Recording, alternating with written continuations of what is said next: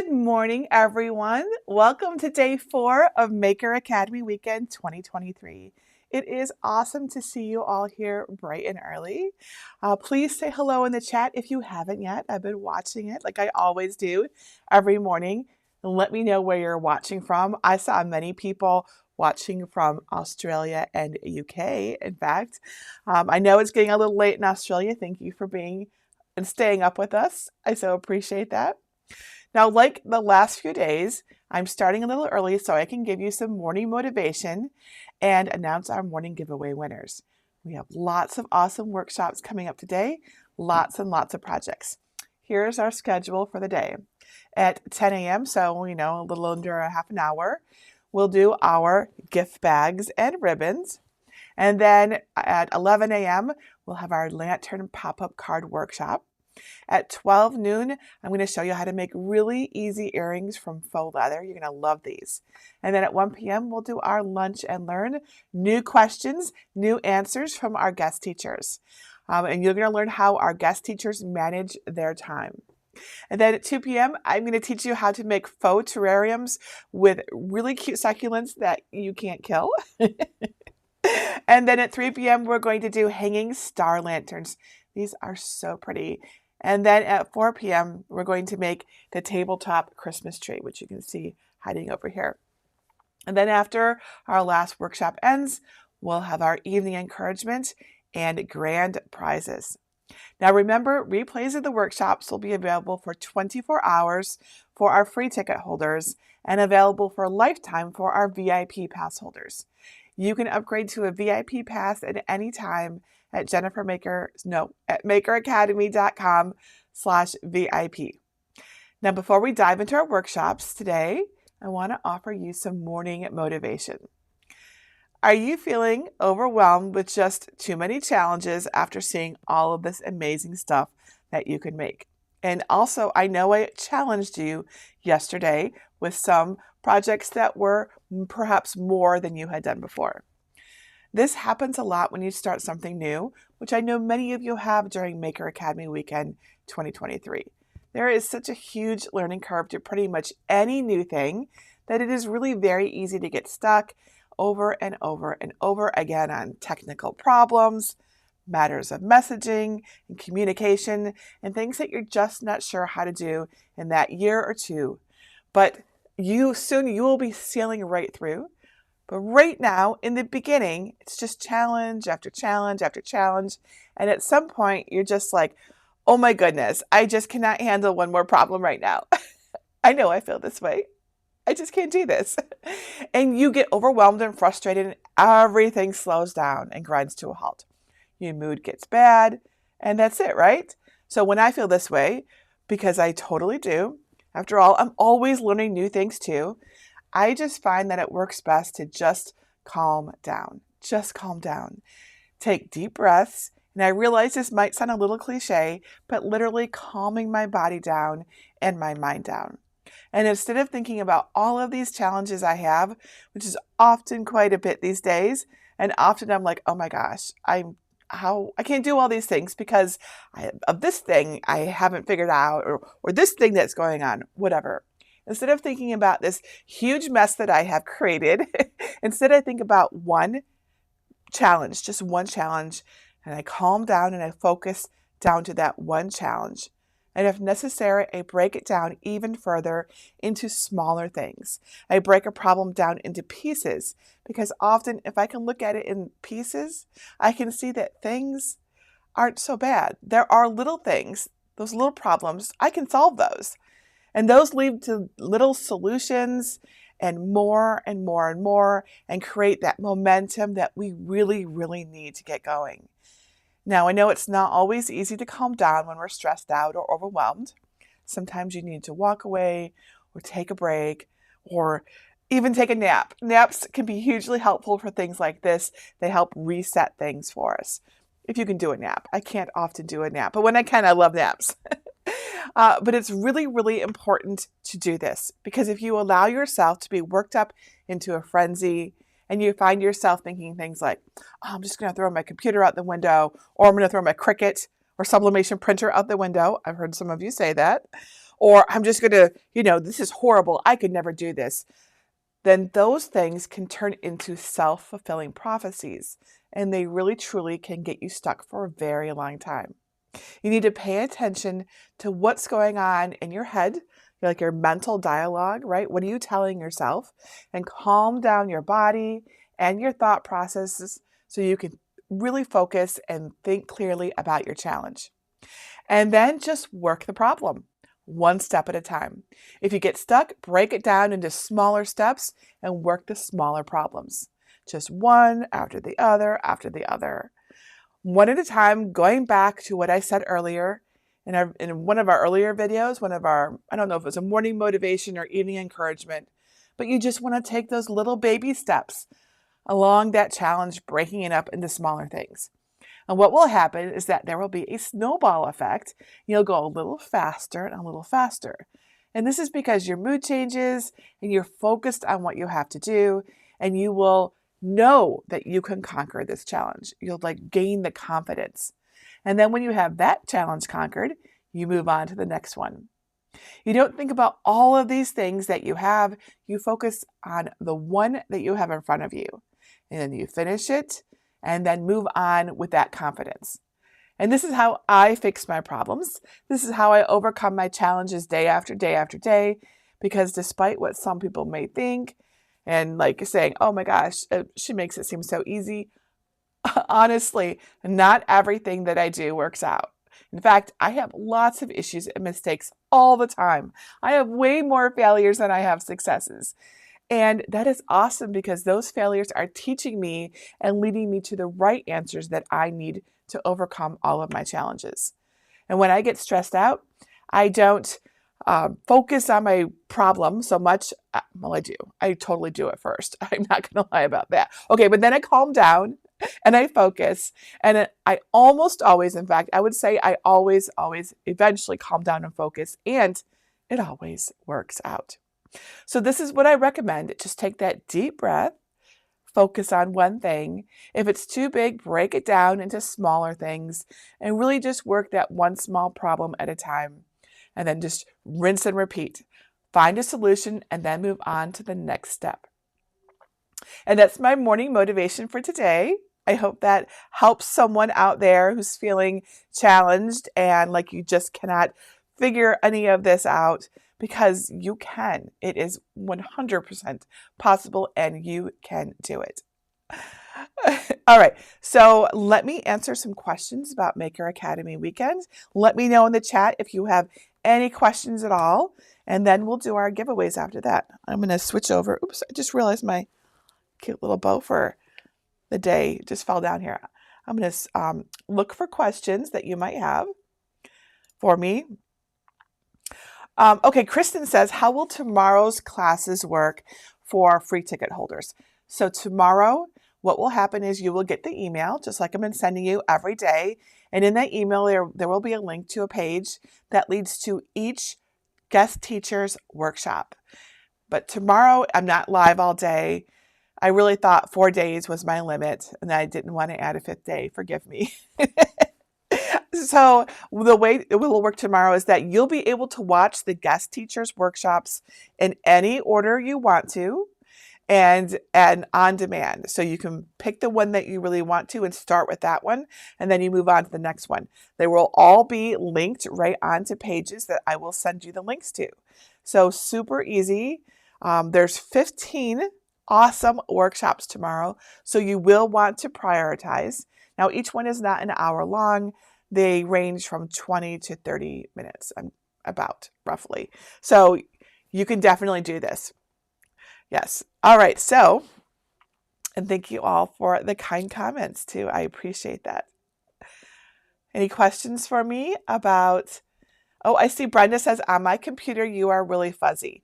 So remember, if you are ever seeing a blurry video or the audio seems to be cutting in and out, usually what's going, or even the video seems to stop and then start again, what's going on is that your internet is having a difficult time keeping up with our live stream. So the best suggestion I have for you is to look somewhere on your screen for a settings icon and then click on that. It usually looks like a gear icon. Click on that and then lower your resolution to 720p, that means pixels, or even lower if you need to. Trust me, it will make all the difference for you. Let's see here.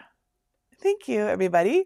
Let's see. Janice, I saw a question from Janice. Will past Maker Academy workshops be available for VIP pass holders? I think is your question. So actually, yeah, someone asked this last night. Actually, for anyone who has our 2023 VIP pass, if you're interested in last year's Maker Academy weekend, or even previous years, but specifically last year's, I actually put an awesome discount for you that's better than your 50% off coupon. It's in your VIP portal. It's toward the bottom, and you can get it for an awesome price so that you can make all of last year's workshops if you would like. So look for that in your VIP portal towards the bottom. It's a really good price because I know that you're going to want to make all of those cool things. Mary Lee says, what model of Cricut should I ask Santa for? Which gives the most versatility? I like mostly paper crafts, but want to try other media too. If you want the Cricut that will give you the most versatility, then I recommend the Cricut Maker 3. That is the one that will cut the most materials and the quickest and be able to use the most tools and all of that. So Cricut Maker 3. Ask Santa for a Cricut Maker 3. All right, I have 4 giveaways this morning. The first is 2 scholarships to, a scholarship to 2 different Jennifer Maker workshops. So let me show you the little graphic here so that you know what these are. All right, so we did 4 workshops this year. We did a workshop on making mandalas, like designing them, a workshop on how to use Canva for print and cut projects or sublimation projects, a workshop on how to create your own handwriting font, and a workshop on how to design AI art, which is probably my favorite. So the winner of this prize will be able to pick any 2 workshops they would like to take. And the winner of that, let's play I only get to play this like once a day, so I'm doing it right now.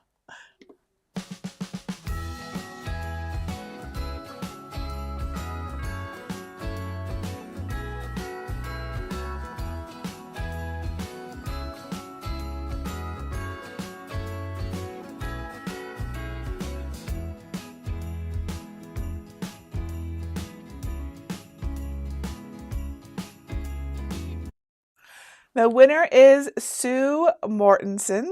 Congratulations, Sue. We will send you an email with all of the details. You're going to love these workshops. All right, that's this winner. Here we go. All right, our next bundle is for the Sublimation Prep course from Angie Holden, who is a guest teacher this year. If you are interested in sublimation, you will love this course. And Cut File Cleanup, which is a course on organizing your cut files, like SVG files. Super awesome. It's from Corey George, another one of our amazing guest teachers. She's very organized and she can totally help you. And VIP access to Faux La from Amy Romeo. And this is an event on using faux leather to make all sorts of amazing things. So you get all 3 of these. And the winner of this bundle is Piper Lanyon. Congratulations, Piper. We'll send you an email with all of the details for this. And if you're interested in this event or these courses, you can find them linked from the pages for our guest teachers. So look for those tomorrow when we send them to you. But you can also look at the schedule right now to find those. Okay, so that's this winner. All right, and then our next bundle is access to the Design Magic course, which is an SVG and sublimation file design for beginners from guest teacher Jamila Payne. and the Crafty Profit Projector, which is a way to determine prices and profits for your handmade business. And that is from Courtney Brickner, also an awesome guest teacher. And another VIP pass for Faux La from guest teacher Amy Romeo. And the winner of this prize is Krista Klein. Again, we're going to send you an email, Krista. Please reply within 48 hours if you have won a prize so we know that you are there and paying attention and all that good stuff.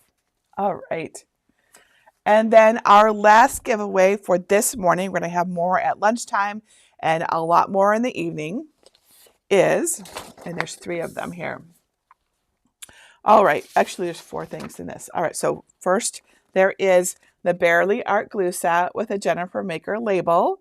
Super cute. This is the best glue for paper crafting. It truly is. And a digital paper, I think this is, no, this is, I'm trying to remember what this is. It's the Christmas collection, and I think it's a digital paper set from Beth Kingston, who is a guest teacher. I could be wrong, but it is an awesome gift from Beth Kingston. And then Lynn Lilly is giving you a prize package. I'm not exactly sure what's in that either. I really should know. I apologize. But it's on our giveaways page. So forgive me. It's a little bit early.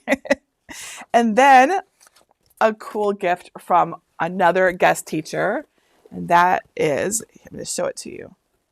It is right here. It is a little house making kit from guest teacher Lucy Foxworth.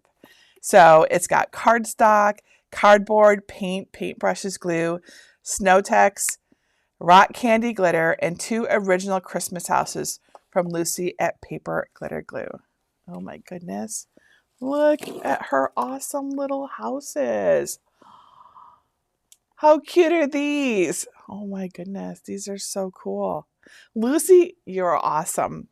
She shipped us this. She even gave us $20 so that we could ship the prize to you, which was completely unnecessary, Lucy. We could have taken care of that. You rock, Lucy. So this is going to go to, let me get out the winner for this one. Awesome, awesome prize.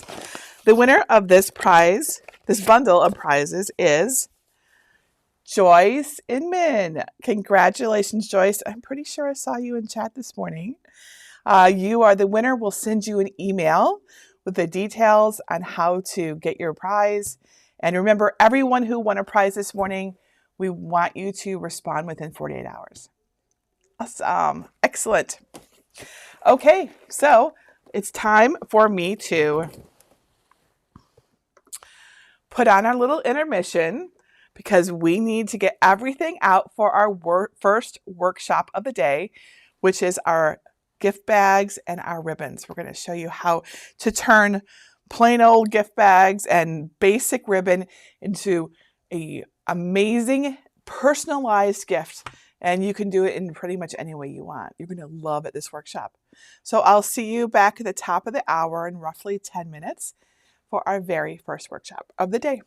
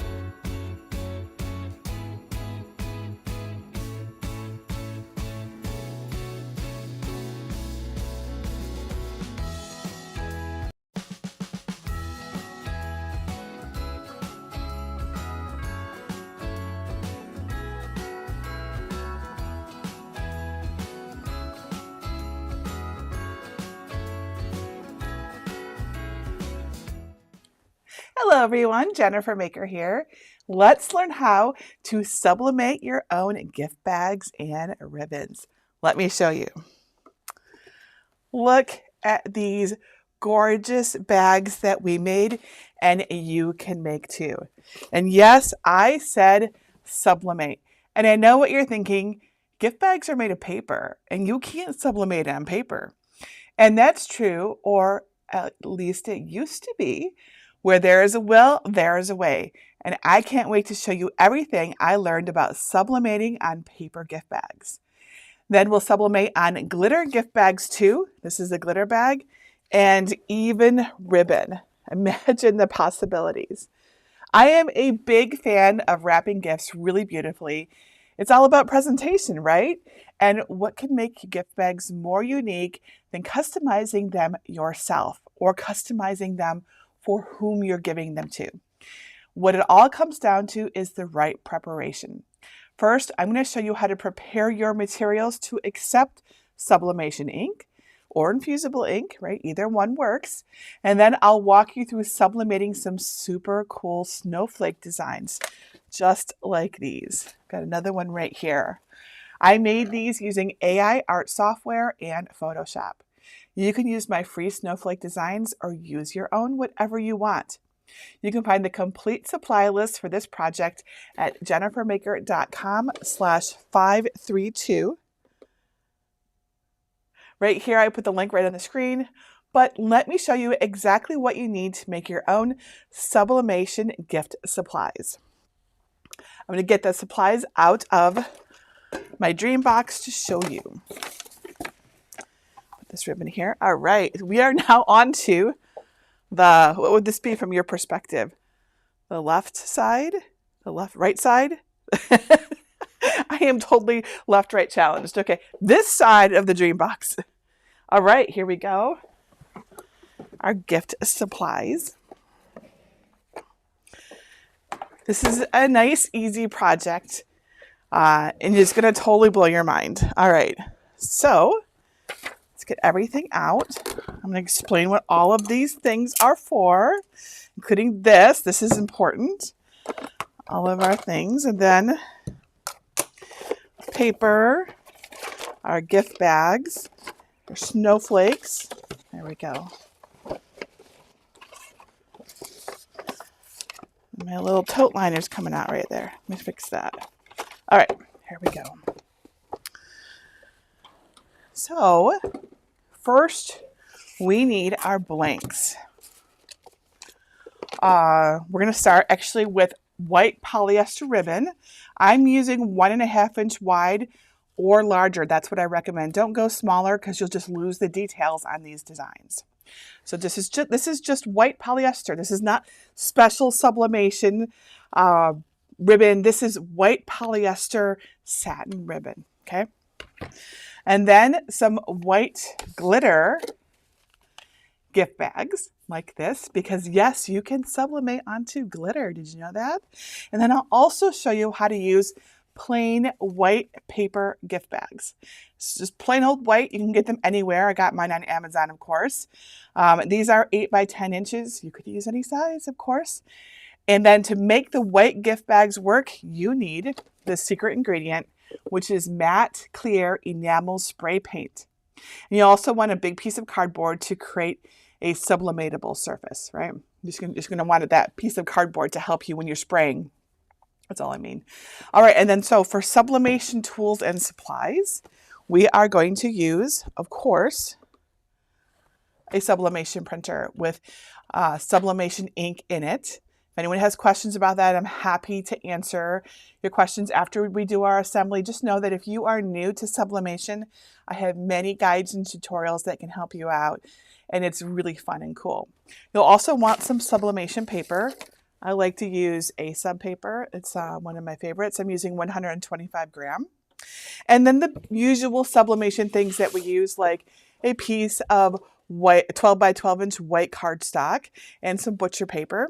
You'll also want a heat press. You can use it whatever heat press you have, so long as it gets to the right temperature and is big enough for your project. Other things that are useful are scissors a paper trimmer, a ruler, your trusty lint roller, and a fan for ventilation. And then in case your bag seams come apart, which can happen when you're heating, because the adhesive can break down when you heat them. That happens with adhesive. You may want to have some good craft glue ready. And then, of course, I'm sharing our snowflake designs. You can put whatever you want on these, but I know many of you have commented on how pretty these snowflakes are because they're just gorgeous, aren't they? Look at them. They're so pretty, aren't they? I love them. We have a whole bunch of snowflake designs for you. And the files are free for everyone to download and use. So let me show you where to find the snowflake designs, and then I will show you how to make your own gift bags and ribbons. Step 1 for all projects, get my free design files. You can download my sublimation snowflake designs at jennifermaker.com/532. You can either download right from that link by saving the project or download it from my entire free design collection. To find it, look for libraries in the red bar at the top, then click either get a password if you don't yet have one or click enter the library. Search the page for design number 532 and click the link to download the designs. The download folder includes 8 snowflake PNG designs. I'll show you how to print them for sublimation and press the designs on ribbon, glitter gift bags, and paper gift bags with a little preparation. Now I use an AI art generator to create a whole collection of ornate snowflakes and then made them even more fantastic with image editing software. If you want to learn more about the process of using AI art beautifully and ethically, check out my workshop on creating and using AI-generated art in your crafts at jennifermaker.com/AI-art. Project 1, Custom Gift Ribbon. Ribbon is the perfect touch for a gift, and you can sublimate your own design with some practice. Step 2, prepare and print your ribbon design. First, get some white 100% polyester ribbon and measure its width. My ribbon is 1.5 inches wide, so that's about 1 inch of decorating space. I don't recommend going smaller than that, especially with detailed designs. You can use your preferred software to create and print the designs. I like to use Google Docs because it's free and easy to use. I'll show you how with my steps based on my original tutorial over at jennifermaker.com/394. So to begin, go to jennifermaker.com/Google Docs and open a new Google Docs window in your desktop browser. Click File and choose Page Setup. Change the margins to 0 so we can print across the whole page. And then click OK. In the top menu, click Insert, then Image, and select Upload from Computer. Pick the PNG you want to use, or use several of the snowflakes to make a multicolored ribbon like me. With one design selected, click the 3 vertical dots in the bottom menu, then select Size and Rotation. Change the height to 1 inch or the width that you want to decorate on your ribbon. Click off the design and make sure it looks recognizable. Repeat the steps to make each snowflake about 1 inch tall. Mine fill up the width of the page, but you have extra space and you can fill it in with more designs or copies of the snowflakes. When you're ready, open the Edit menu and click Select All to select the entire line of designs. Now open the Edit menu again and select Copy. On Windows, you can also use Control-C, or on a Mac, it's Command-C. Click below the first line. Back in the Edit menu, select Paste, and a second line of designs will appear right below the first. On Windows, you can use Control-V, and on Mac, it's Command-V to paste.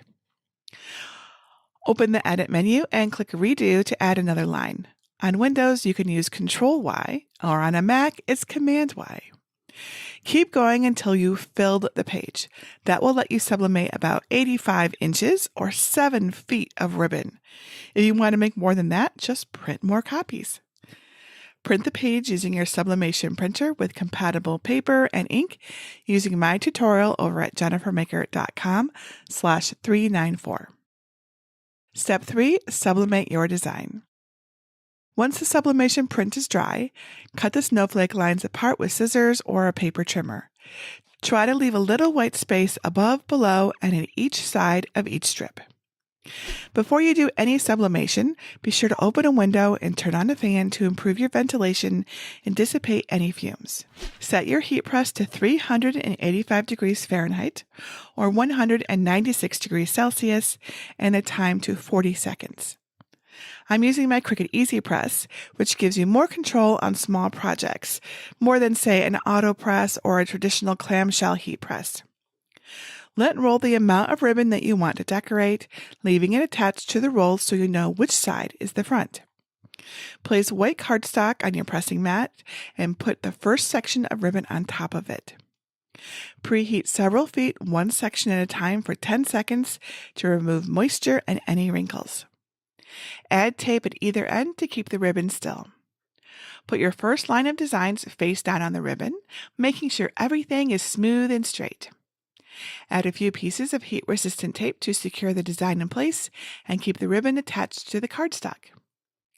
Placing it between the designs will keep the transfer more consistent. You don't want anything shifting during the pressing. Put fresh butcher paper on top. Since this is a small project, you can use the paper's edge to catch any extra ink and then cut off the used section to start fresh on the next pass. Now press the design for 40 seconds without any extra pressure. When the time is up, remove the heat source and butcher paper and cut off the section that picked up any extra ink. Let the design cool for at least 10 seconds and then remove the tape and paper. Once the ribbon is totally cool, you can remove the tape. Doesn't it look great? To make more custom ribbon, unroll a new length and prepare the design the same way. Get the next strip of printed snowflakes and place it close to the previous section. It's especially important to use fresh sections of butcher paper and cardstock to avoid transferring extra ink to the new sections. Once you've decorated the amount of ribbon you need, you're done and can trim it off the roll. Isn't this so neat? You can use your custom ribbon many different ways, like tying bows. I have several bow tutorials for you to try at jennifermaker.com/439. Project number 2, white glitter gift bag. You have custom ribbon, and now you need a bag for the present. I found cute gift bags with white glitter on white paper. Let's see if the glitter sublimates well. Step 2, prepare and print your bag design. First, check your bag to make sure it's clean and in good shape. You don't want to add a beautiful design just to find a tear later on. It's easiest to sublimate on the large front section that hasn't been folded during shipping. Bags like this with simple handles are easiest, but if yours has grommets or something you can't remove, just keep your design to a smooth area of the bag. But since these ribbon handles are easy to remove and put back, I'll just take them out until everything is done. Measure the design area to make sure you print the PNG at the correct size.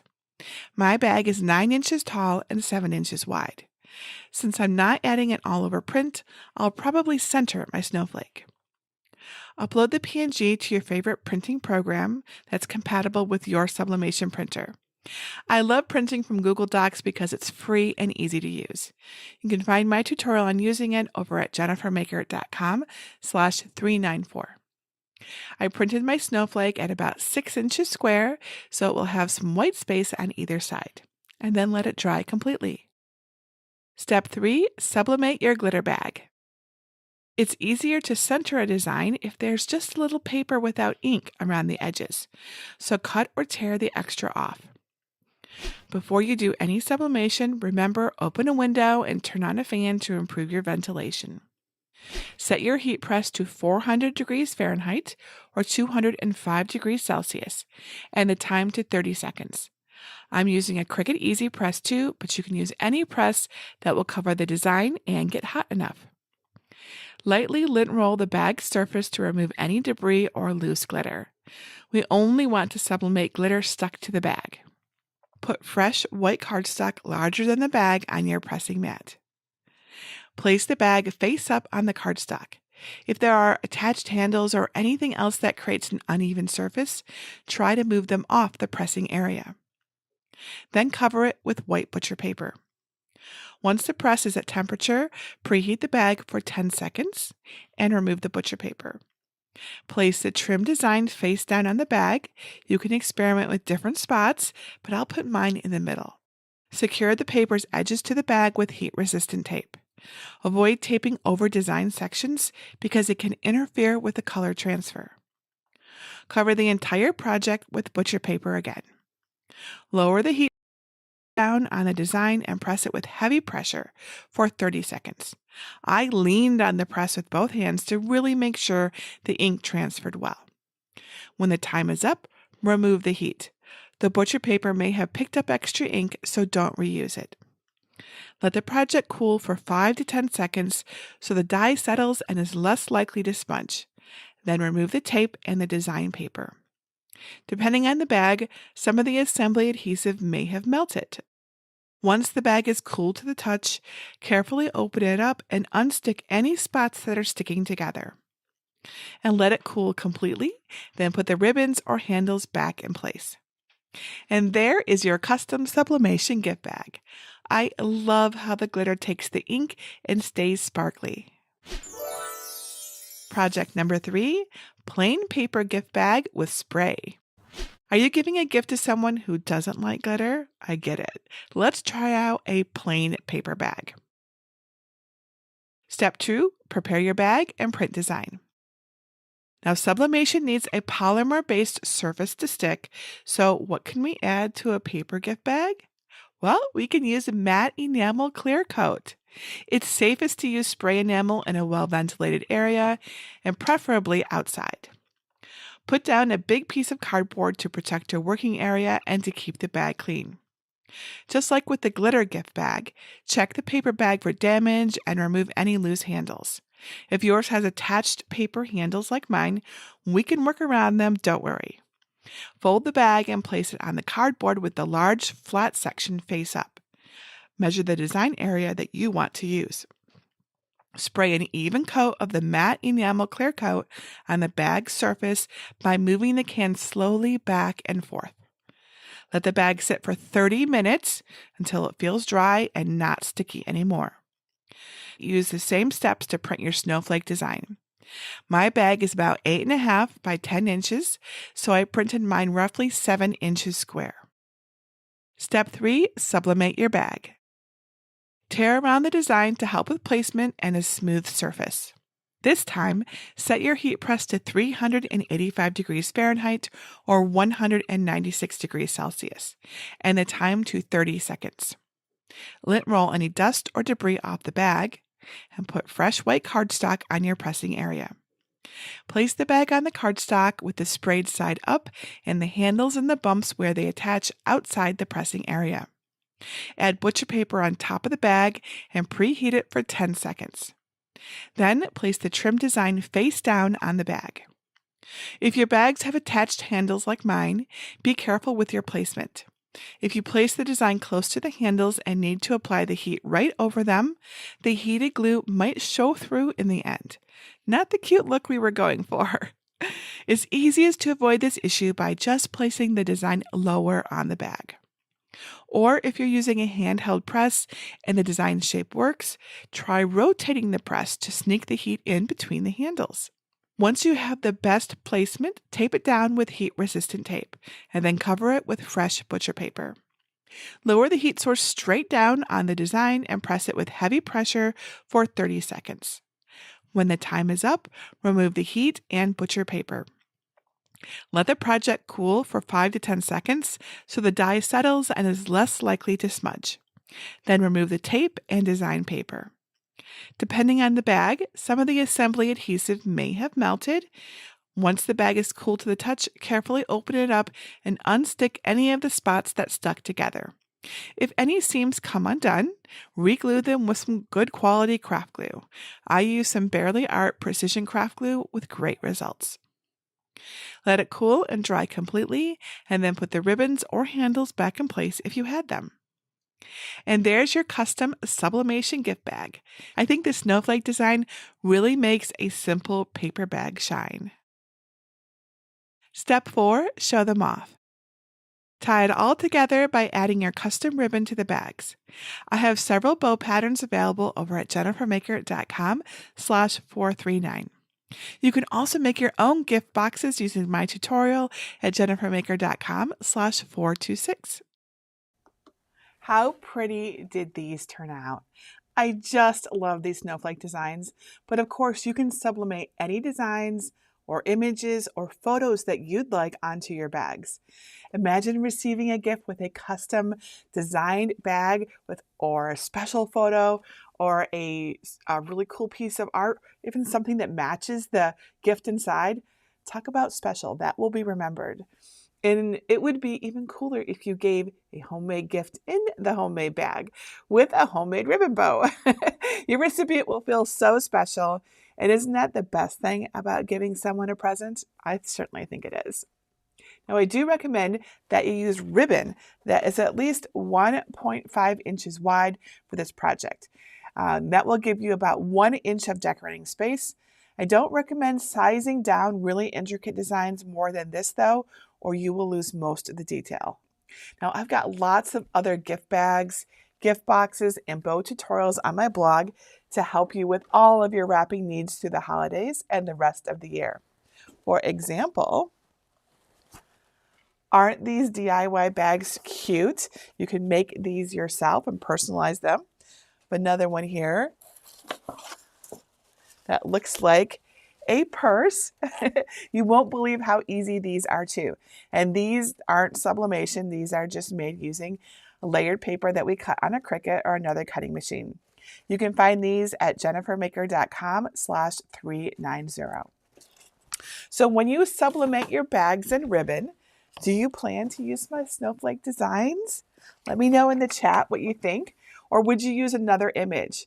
I would love to know. Share your ideas with us in the comments because then we can all get inspired about what to put on our bags and ribbons. And I also saw actually several questions, but I did see a question several times about heat resistant tape. What is it? Where do you get it? Heat resistant tape is important whenever we're heat pressing something. It can withstand the high temperatures of our heat presses, and it won't leave like a gummy residue on your project. So this is Cricut heat resistant tape, and you can get it at Amazon or from the Cricut shop.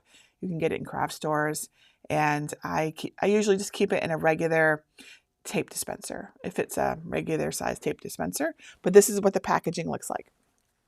All right, lots of questions.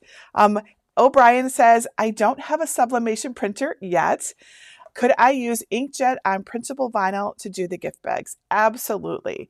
Sublimation is one way to personalize a gift bag, but you can totally do other things. You can cut out paper, you can print onto adhesive paper or printable vinyl and cut it out and put it onto a bag, 100%. Liz Kirshner says, do they have to be white? So whenever we use sublimation ink, we like to use white or really light colors because the ink is transparent. It will always look the best when you have a white or light surface. Otherwise, it'll be darker. For example, I saw someone Brenda asked, can we do this on brown paper bags?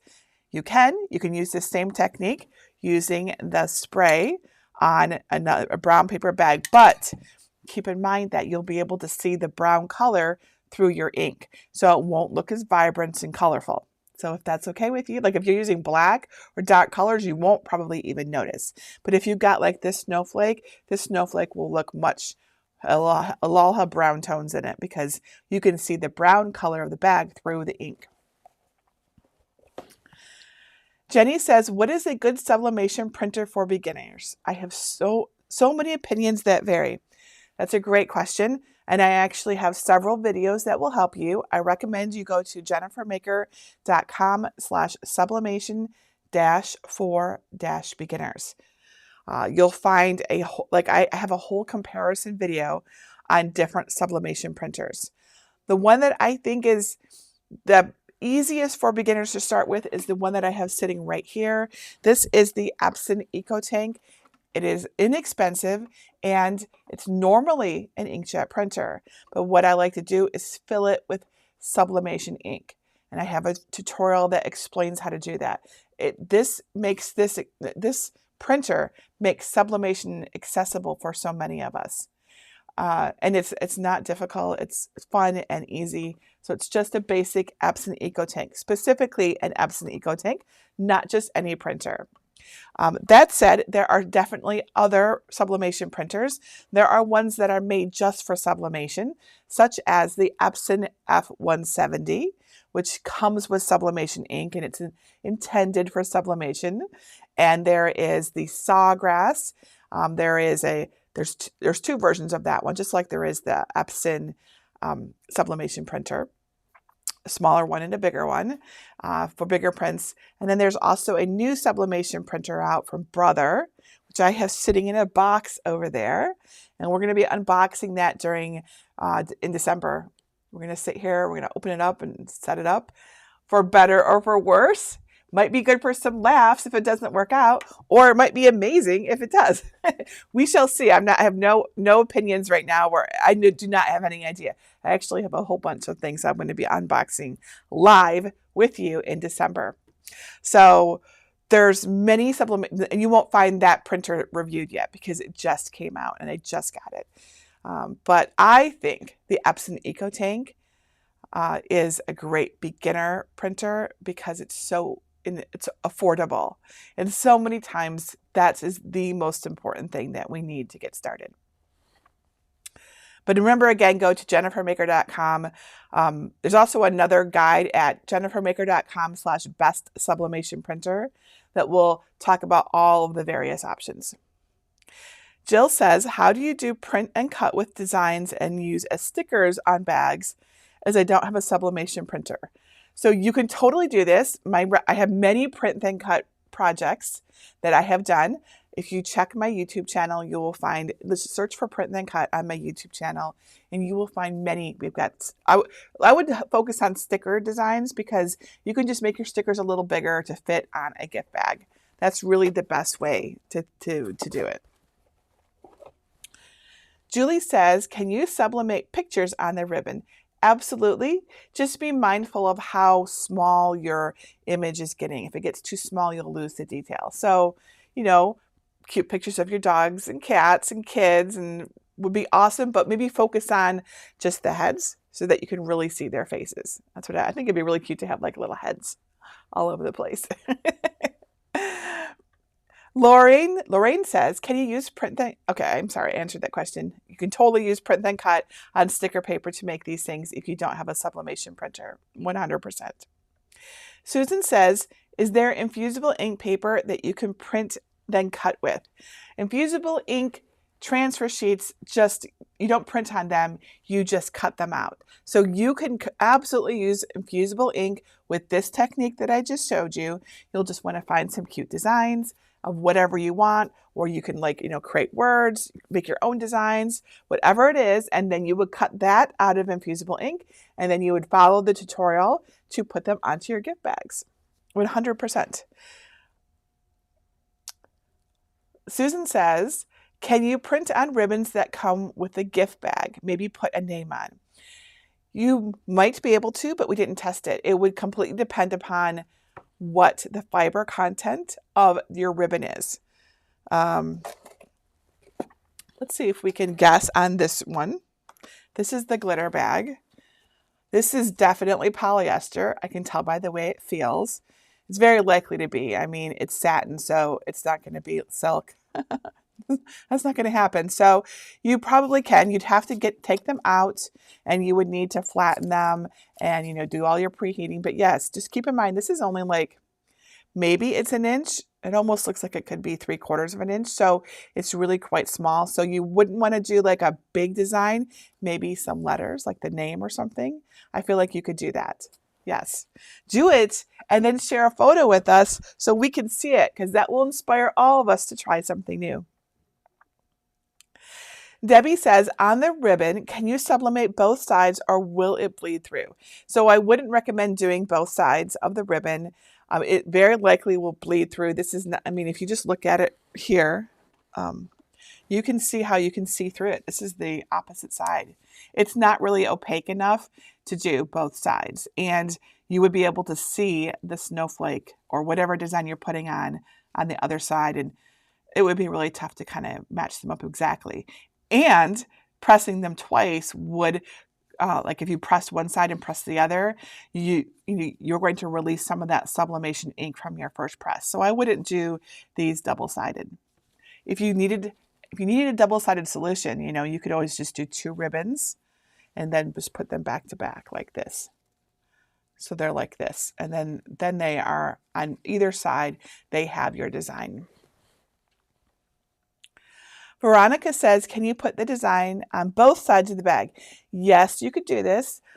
Just be aware that the other side has a fold, right? So it might be a little trickier to get it. You'll have to fold the other side up to get to it, right? So that, right now you've got this beautiful side that doesn't have any fold on it, right? So if that's okay with you, you don't mind there being a fold on both sides, then yes, you can do it. Now, if you do that, be sure to use a clean sheet of paper, butcher paper, so that you're not resublimating your first design onto it. Teresa says, to prevent the bag from sticking inside, could you place a piece of butcher paper in between the folds? Yes, you totally could do this. The butcher paper is thinner though, and it might not peel away, and then it might rip and tear inside your bag.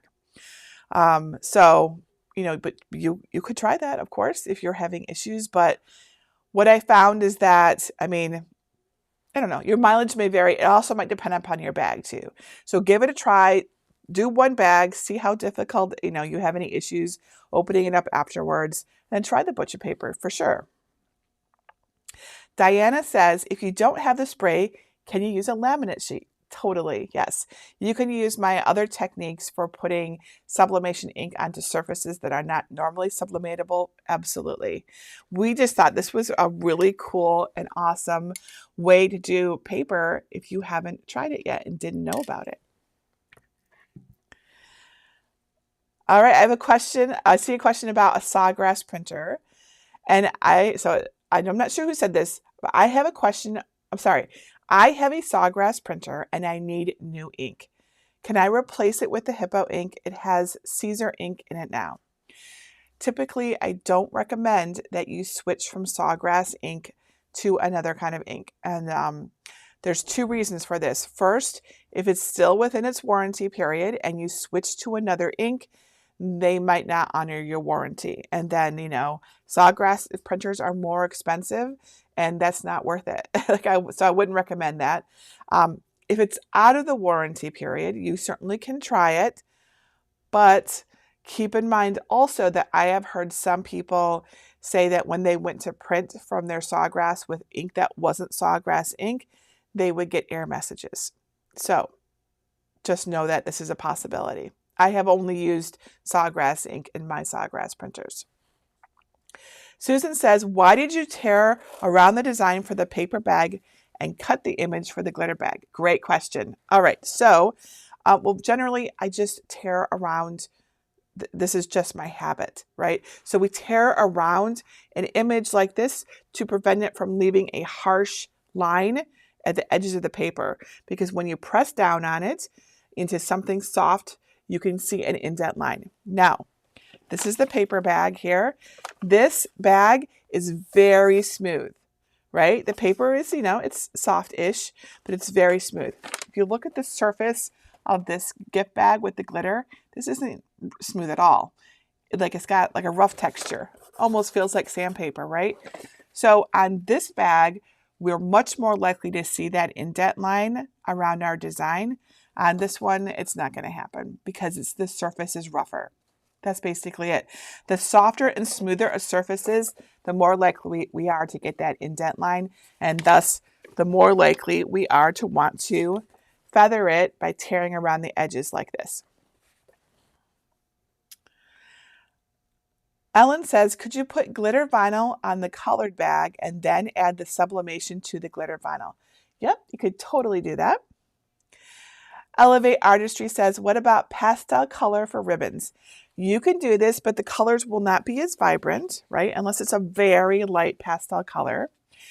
Also, I want you to know that sometimes, especially with these kinds of ribbons, when you heat it, sometimes the color can leach out a little bit.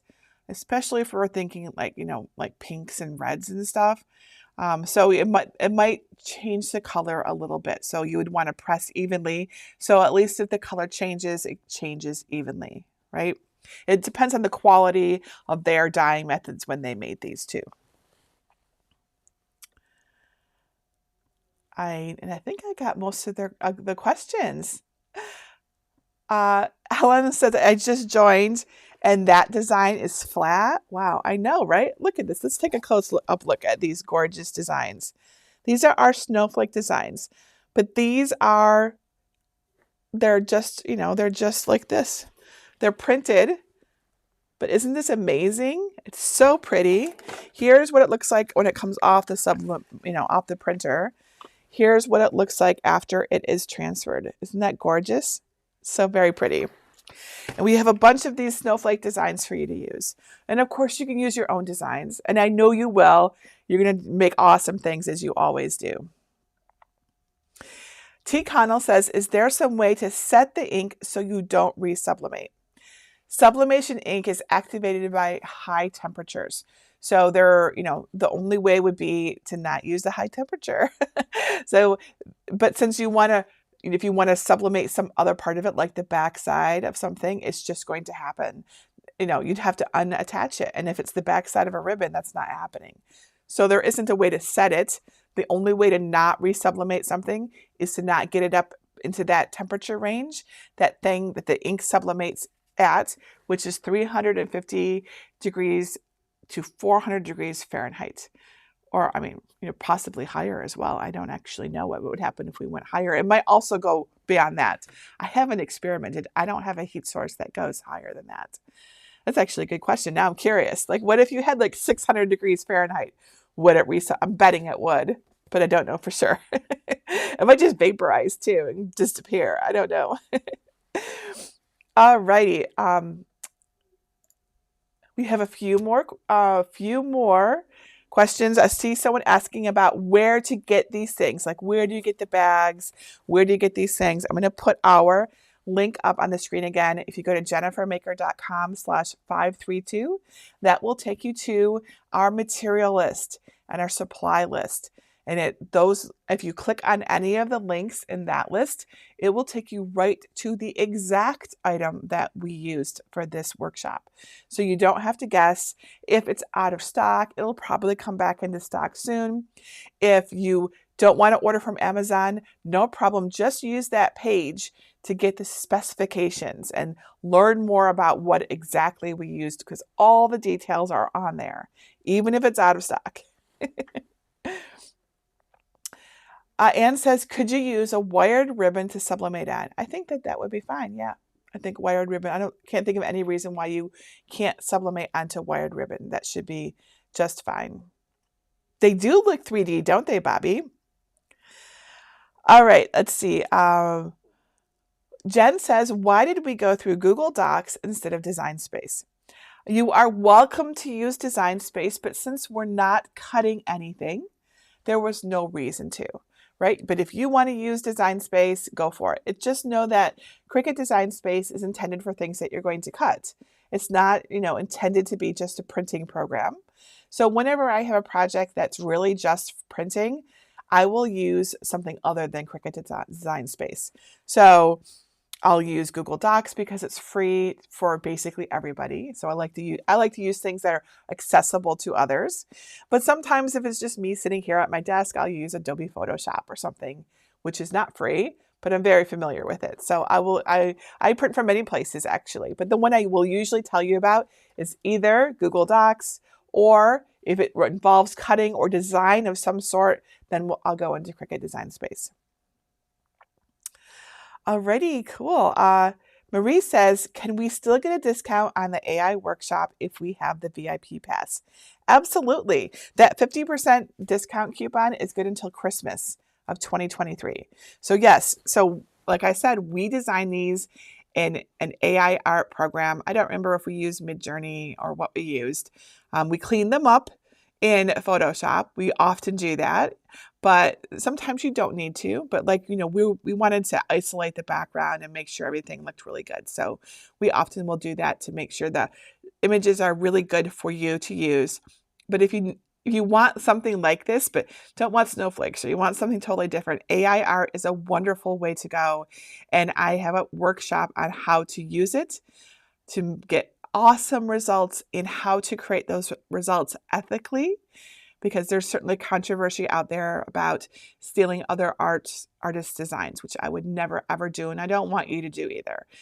So I can teach you how to create AI art in a way that doesn't do that 100%. You can learn more about the AI art workshop at jennifermaker.com/AI-art. And if you have the VIP pass to Maker Academy weekend, it's 50% off, which is like an amazing deal because it doesn't really cost that much to start with. It's actually really cool. Those of you who have the VIP pass and are wondering where to get your discount, it's in your VIP portal towards the bottom, right above the achievement section, if you are looking for that.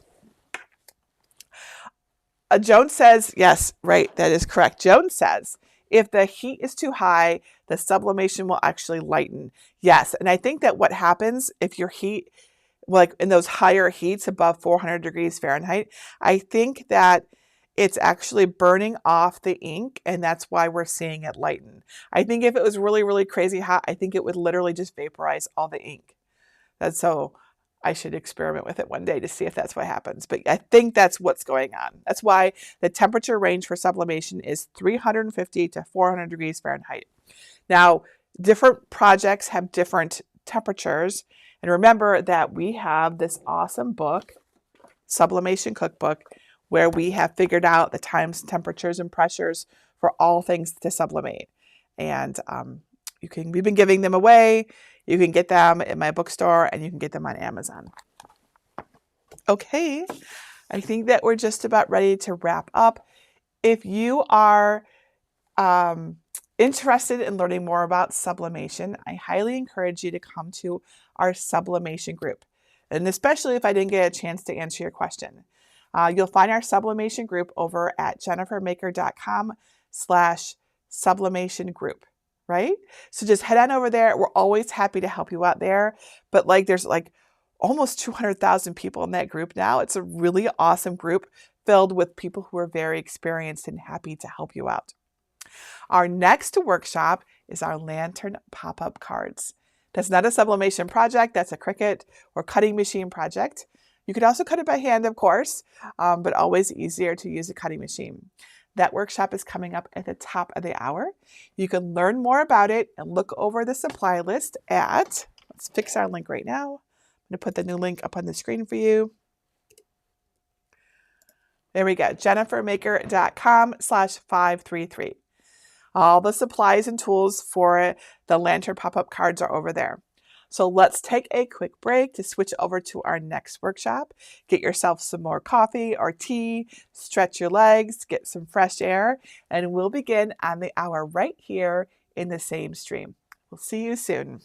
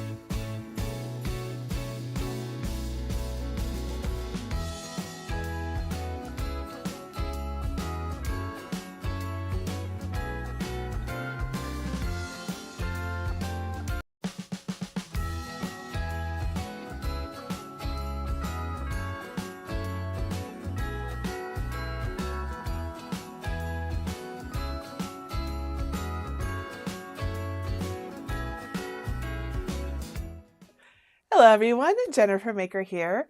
Let's learn how to make a pop-up lantern card. Aren't these cool? Okay, so what's really cool about this is that you can mail them and your recipient gets them. And here is our card. It ships flat. It can mail flat, and then it pops up into a luminary or lantern, right? Aren't these cool? We get this poinsettia and season's greetings with a little vintage truck and a little farmhouse and they're either foxes, coyotes, or wolves. Could be dogs, but then with that tail, I don't know. And then this Let It Snow with some snow people. Oops, there we go. Snow people and some wildlife. All right, so cardstock luminaries are not new. They're an easy and inexpensive way to create a beautiful glowing lantern with just a few materials. And what's so special about these is that they fold down flat and can be sent through the mail as cards. Then when your lucky recipient opens it, they can pop it open and stick a battery-operated candle or LED light like this inside, right? Like this. I know you can't really see it in my lights here at my desk, but you know what I'm talking about, right? Because then they've got a beautiful luminary that looks like a piece of holiday decor. I'll show you how to make them with and without a score tool. So this is accessible to everyone, and how to customize the text in Cricut Design Space so you can have your own saying, right? And I just love these, and I think that your family and friends will love them too. You can find the complete supply list for this project over at jennifermaker.com/533. But let me show you exactly what you need to make your very own pop-up lantern card. Let's make a little space here.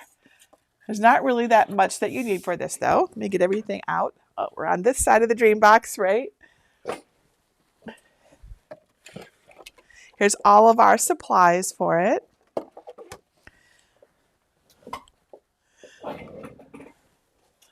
Let's set these over here so we can keep seeing them because they're so pretty and cheerful. Get out our tools. I will explain everything, including the score tools. Our trusty brayer, of course. Alrighty. And this, we're going to start with our cardstock, I think. That's the best place because this is primarily a cardstock project, which is one of the awesome things about it because it's so easy and inexpensive. Alrighty, so I found that the best cardstock for this project was 65-pound letter size cardstock, like this, just like this. You can use these pretty red foil cardstocks and gold if you would like. And of course you can just use plain, but I have to admit I'm partial to the foils. And if you want to make an envelope, you'll need 2 sheets of 65-pound 12 by 12 inch cardstock in the color of your choice. And I have a couple here, and the envelope is in the file as well. Now for this project, I used the Cricut Maker 3 cutting machine with the fine point blade. That's the one that comes with it. But you can also use the Cricut Maker, any of the Cricut Explorer series machines, the Cricut Venture, or the Cricut Joy Extra. The original Cricut Joy is just a bit too small for this project. You'll also want a green standard grip machine mat. And if you want to use the score version, you'll want a scoring wheel if you have a Maker, which looks like this, or you'll need the scoring stylus if you have a Explorer or Venture. Note that there is no scoring tool available for the Cricut Joy Extra, and that's why we have a no score version also, so that you can still make that. And if you want to add a message or address the envelope, as I did here, I wish I could actually send this to Mr. Rogers, you will want a fine point pen to do that. That's what we use for this, is the fine point pen. So other tools that you'll want for this project include a brayer, and we use a brayer to really make sure our cardstock is adhered to the mat. That helps us get nice, clean cuts. You'll also want a weeding tool to evenly apply, to poke out the tiny pieces. an extra large scraper for making the creases nice and smooth, and a spatula, which is this tool right here, to help remove intricate pieces from the mat. And then of course, if you decide to glue it, and you don't have to glue it, you'll want some good quality craft glue. I'm using the Barely Art Precision Craft Glue. I think this is the best glue for paper crafting. And of course, you may want a tea light. Let me show you what that looks like here. So this is just a really simple LED tea light with a little on-off switch. But there are two other options that you could use. You could use just a strand of fairy lights like this. And can you turn off the heat? Or, sorry, it's not going to crack it.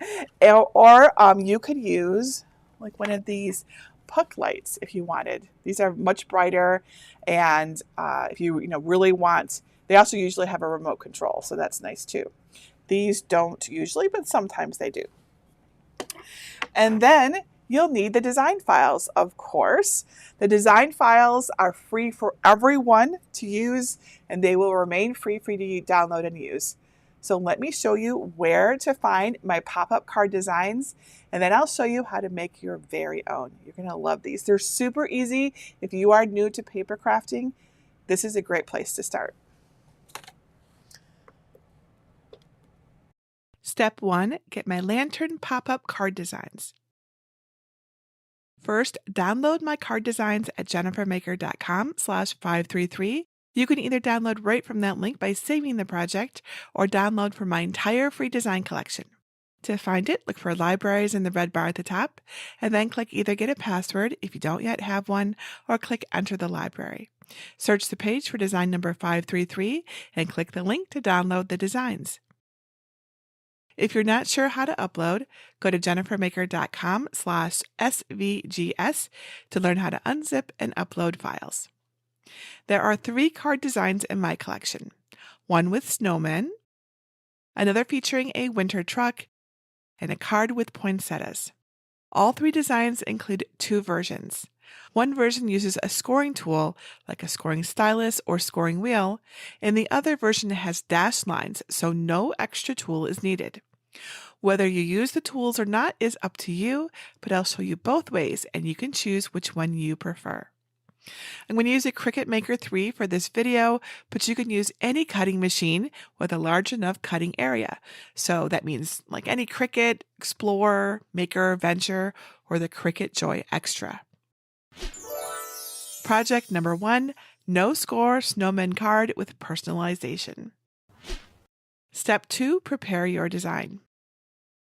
Here is how the snowman card with dashed cut lines for the creases looks on my canvas in Cricut Design Space.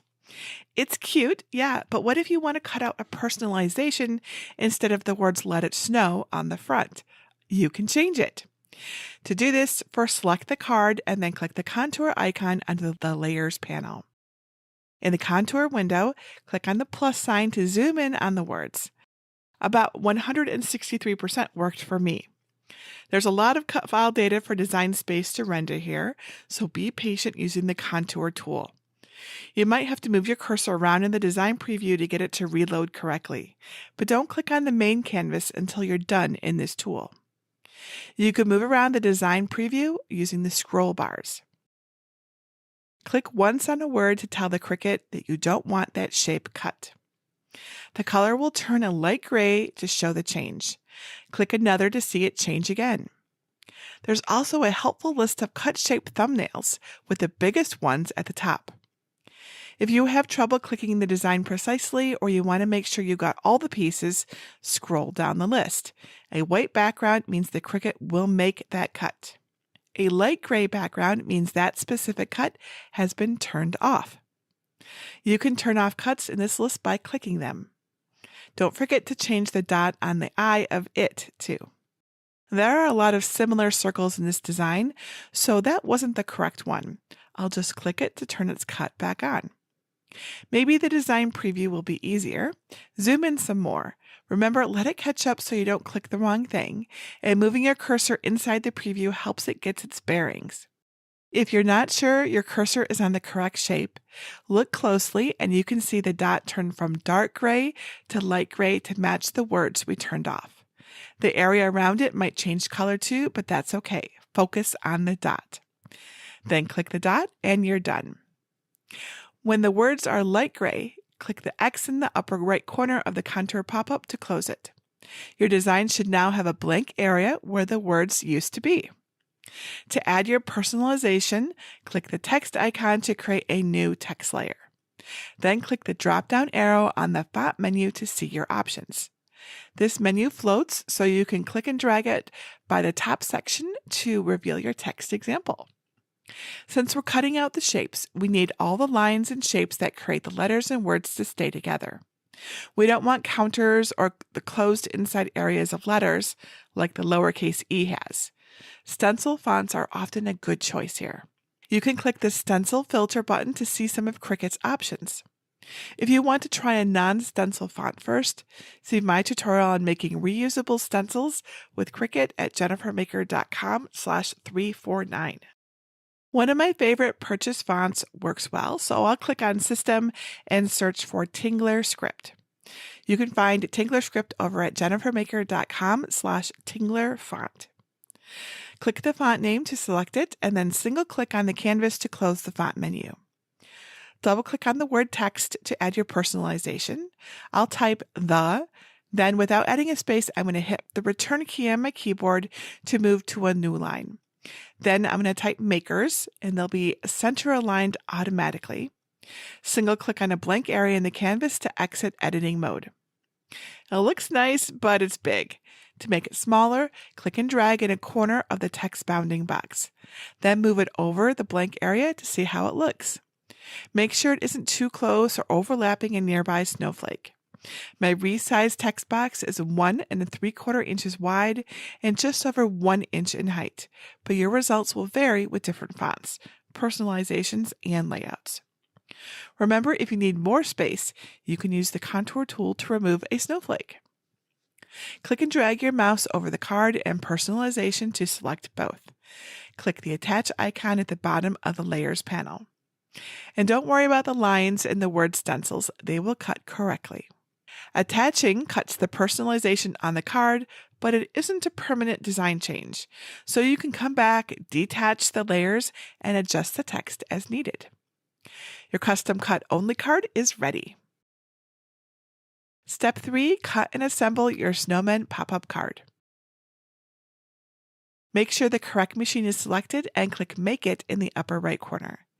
If you're prompted, click on Mat, choose your mat size, and click Confirm. If you're using the materials from my list, change the material size to 8.5 inches by 11 inches. Once everything looks correct, click Continue in the lower right corner. Select your base material. For the light blue cardstock, I used medium cardstock 80 pound with more pressure. Make sure the fine point blade is loaded into the clamp and place your cardstock face up on a green standard grip machine mat. Also use a brayer to adhere it well. Load your mat into the machine and then press the flashing Go button to begin cutting. When your Cricut is finished cutting, unload your mat, flip it over, and carefully pull the mat away from the cardstock. Some pieces are delicate, so go slowly to make sure nothing tears. The spatula can help here. Some smaller cut parts may remain with the cardstock. If that happens, use a weeding tool to help poke and remove these pieces. Place the card face down and grab your scraper. We'll focus on the lines near the design for now and come back to the one near the slots. Place your scraper along the left dash cut line near the smaller deer. Then carefully fold the cardstock on either side up to create the valley crease. The scraper really helps keep the line straight as you move down. Then crease the outer right line in the same way. The middle fold is a little different since it's closest to the focal point. For now, just valley crease the bottom half under the snow line. Now it should start to look like a square. The center lines that don't run down the entire card are a little trickier. Use your scraper to crease the lines of the left and right just like the others, but try not to crease the plain areas right below them. Using the scraper definitely makes the creases crisper. Then flip the card over and very carefully use your scraper to make a valley crease on the upper line between the snowmen. Flip it over if you need to really get a nice crease. With the card face down again, valley crease the line near the slots. Keeping the card face down, carefully bring the tabbed edge toward the slotted edge. As the creases start to form into a rectangular tube, carefully crease the top middle line in to create the recessed background for the snowmen. Reach in and gently pinch the background crease to make it really stay in place. Then valley crease the side tabs. Guide the cardstock back into the rectangular tube shape and insert the tabs into the slots on the other end to hold the card together. And you are done. Project number 2, Scored Poinsettia Design. Step 1 is to get the designs, which I mentioned earlier in the video, so let's start with Step 2. Step 2, prepare your design. Here is how the Score Tool version of my poinsettia card looks on the canvas in Cricut Design Space. Click the Ungroup icon above the Layers panel. In the Layers panel, there is a layer of vertical lines. Click it and you'll see the color box turn to red. That's how I usually indicate which lines should be scored in my free designs. Use the drop-down menu under Operation to select Score. The lines will change from solid lines to dashed, meaning that the machine now knows to score instead of cut them. With the score layer still selected, hold the Shift key on your keyboard and click the white layer below it in the panel, and then click Attach. The attached layers jump to the top of the Layers panel and partially cover them on the canvas. To see everything correctly, select the flower group in the Layers panel and then click Arrange and Bring to Front. I'll change my white layer to gold since I'll cut it from metallic gold cardstock. That's all there is to prepare the score layer on this card. Now you're ready to cut. Step 3, cut and assemble your poinsettia pop-up card. Make sure the correct machine is selected and click Make It in the upper right corner. If you're prompted, click on Mat, choose your mat size, and click Confirm. On the Prepare screen, a card using dash cut lines for the creases will just say Basic Cut, while one that uses the Score tool, like this one, will say Score and Basic Cut. So make sure it says that. If you're using materials from my list, change the material size to 8.5 by 11 inches. And once everything looks correct, click back on the first mat, and then click Continue in the lower right corner. Select your base material for the first mat. If you do not see the type of materials displayed, click on Browse All Materials and search for it. For the foil cardstock, I use the holographic cardstock setting with more pressure. If you need to change the scoring tool, click Edit Tools and select the appropriate tool. Place your cardstock face up on a green standard grip machine mat and use a brayer to adhere it well. Load the tool into the clamp. Press the flashing arrow button to load your mat into the machine, and then press the flashing go button to begin cutting. When your Cricut is finished cutting, unload the mat, flip it over onto your work surface, and carefully pull the mat away from the cardstock. Some pieces are delicate, so go slowly so nothing tears. The spatula can really help here. And use a weeding tool to help remove stuck pieces on the card. Follow the screen prompts to cut your other mat and then carefully remove the pieces. Place the cut card face down and grab your scraper. The scored version works the same way as the snowman card, but it's not as easy to get the creases crisp when you use the scored version. Once the main card is assembled, add small dots of good quality craft glue below the holes on the back of the large poinsettia. Carefully support the top of the lower middle crease from the back and press the large poinsettia into place, staggering the petals. Hold it to dry for about 30 seconds. It's okay if the crease underneath is flattened just a bit. Take a small poinsettia and add dots of glue on the back around the cutouts. Line up the middle with the flower inside the card. Stagger the leaves and press it in place until it dries. Then add the second small flower the same way. Your card is now complete. Optional, make an envelope and address it with your Cricut. Remember, you can always check my free resource library and combine elements from different projects. My envelope designs are a perfect example. Just search the library page for design number 373 and click the link to download the designs. In the SVG folder, upload the A8 file to Cricut Design Space and add it to your canvas. Zoom out to see the entire design. I just want this simple orange envelope, so click the ungroup icon and then delete the grouped layers for the envelopes that you don't want. The Cricut can write addresses directly on the front of your envelope. Click the text icon and then click the drop-down menu under Font to see your options. You'll want to click on the filter icon and check the writing box for some Cricut writing options. Those look the best. I have a free writing font that you can use called JM Tall. It's available at jennifermaker.com/Cricut writing fonts, where I have lots of tips and tricks, like how to avoid bubble letters and how to upload fonts to Cricut Design Space. So I'm going to click on System so that I can get my fonts, and I'm going to find JM Tall. And type in your return address, pressing the Enter or Return key on your keyboard to start a new line as needed. So I'm going to type Jennifer Maker, 3550 West Liberty, Suite 5, Ann Arbor, Michigan, 48103. Once your text is complete, click on the canvas outside of the text box to exit the editing mode. Click and drag one corner of the text until your return address is the correct size. Drag it to the top left corner to check and adjust it as needed. If you'd like your return address to be aligned to the left of the envelope with the text selected, click Alignment and select Left. Repeat the same steps for the mailing address on your envelope using the same typeface. I'll send my card to Mr. Rogers, 2100 Wharton Street, Pittsburgh, PA, 15203. And I'll make this address a little bigger.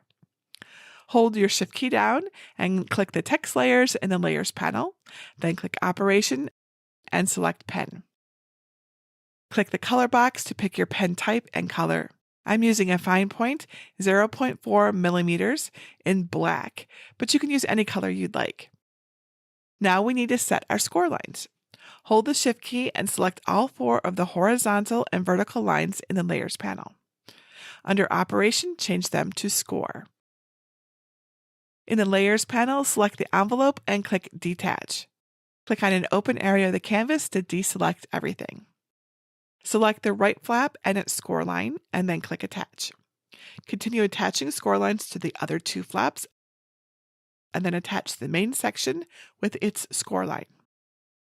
Make sure the text layers are on top of the main piece, and then attach them with the envelope piece as well. Click Make It and follow the prompts to cut the envelope using the score tool of your choice.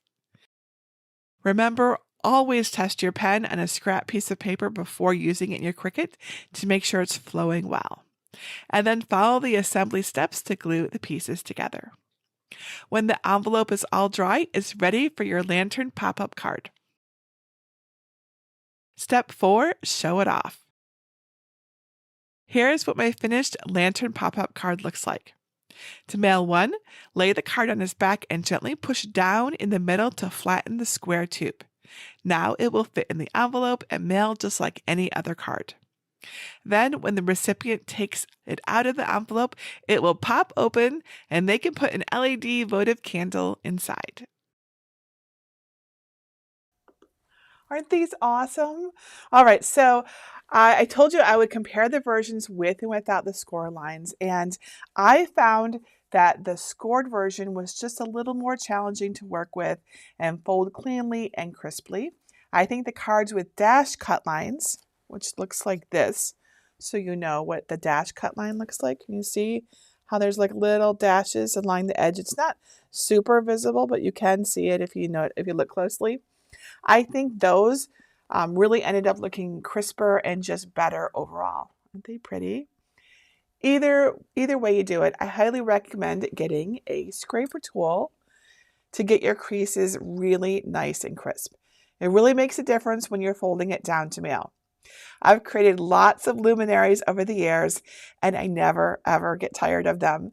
They're just so easy, and they're easy to make. They're also easy to store because they almost always fold flat.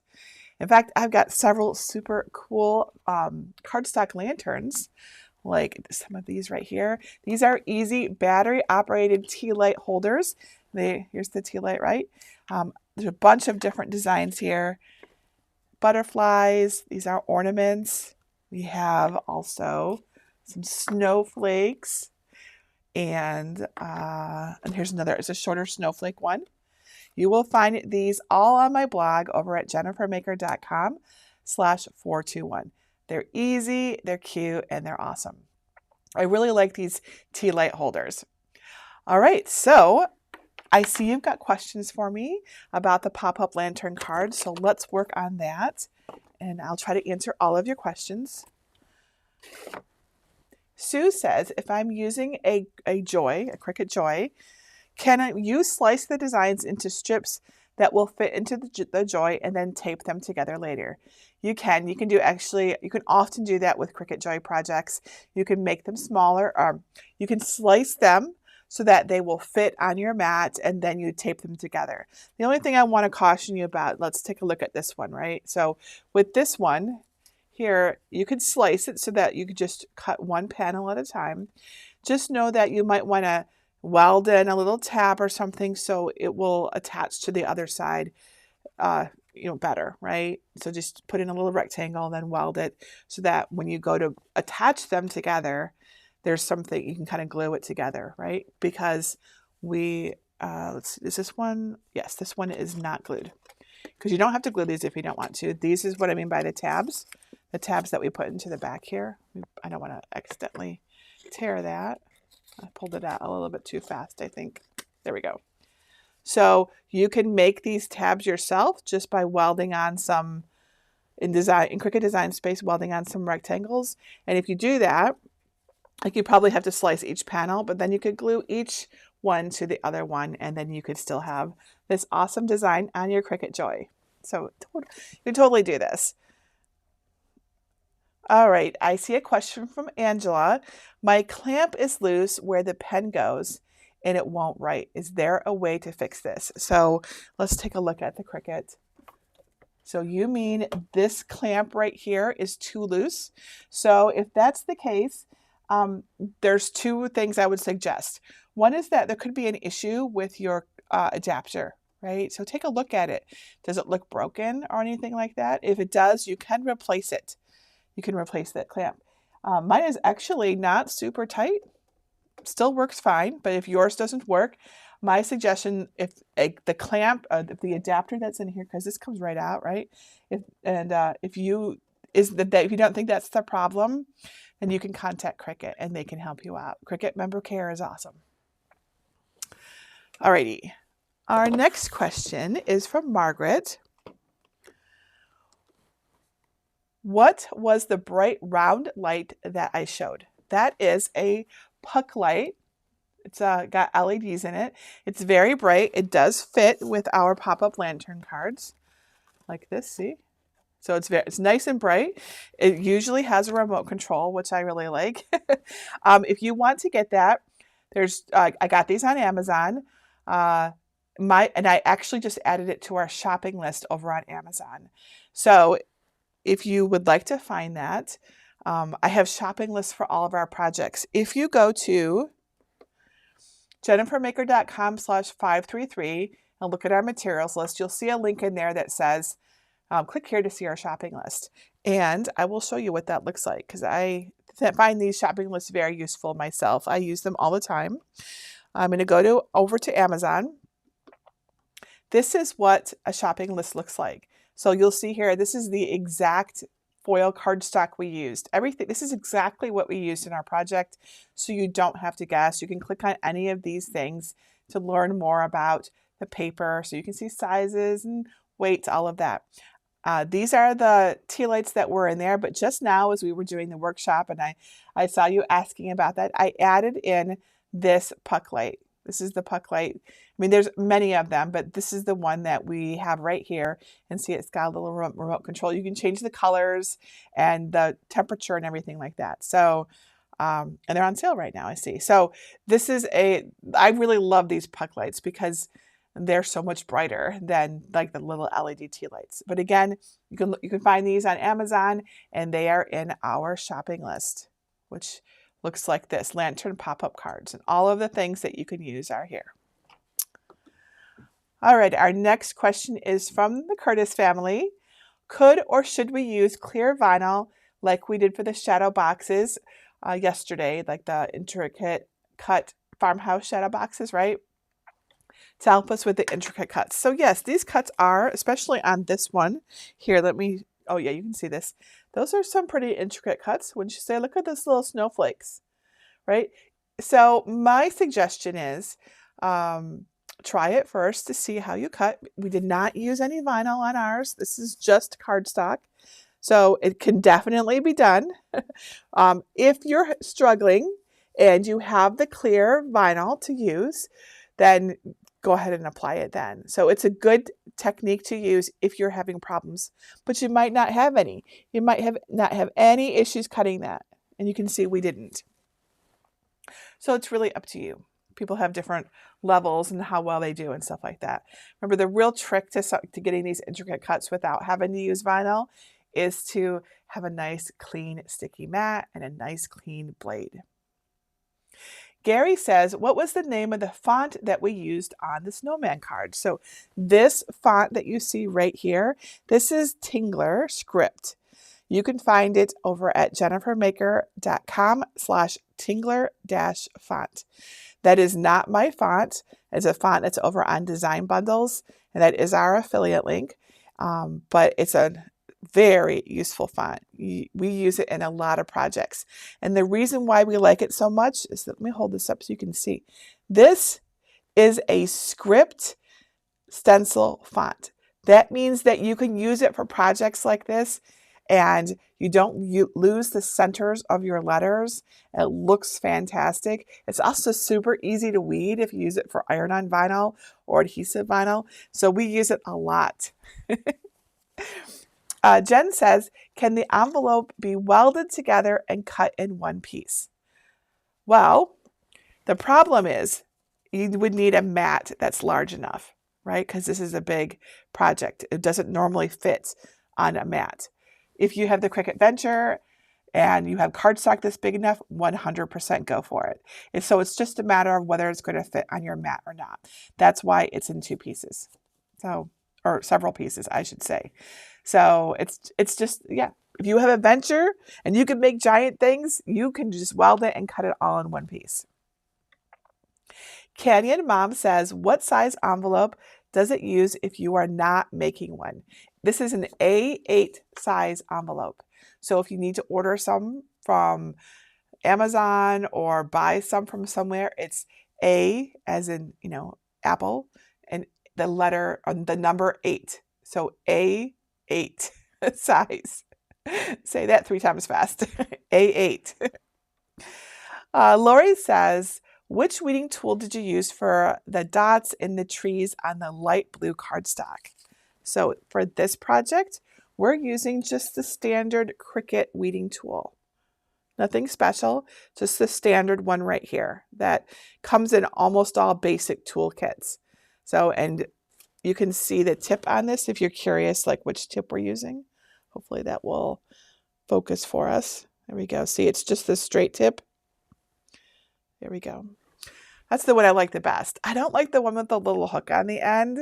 It drives me nuts. I like the straight tipped one.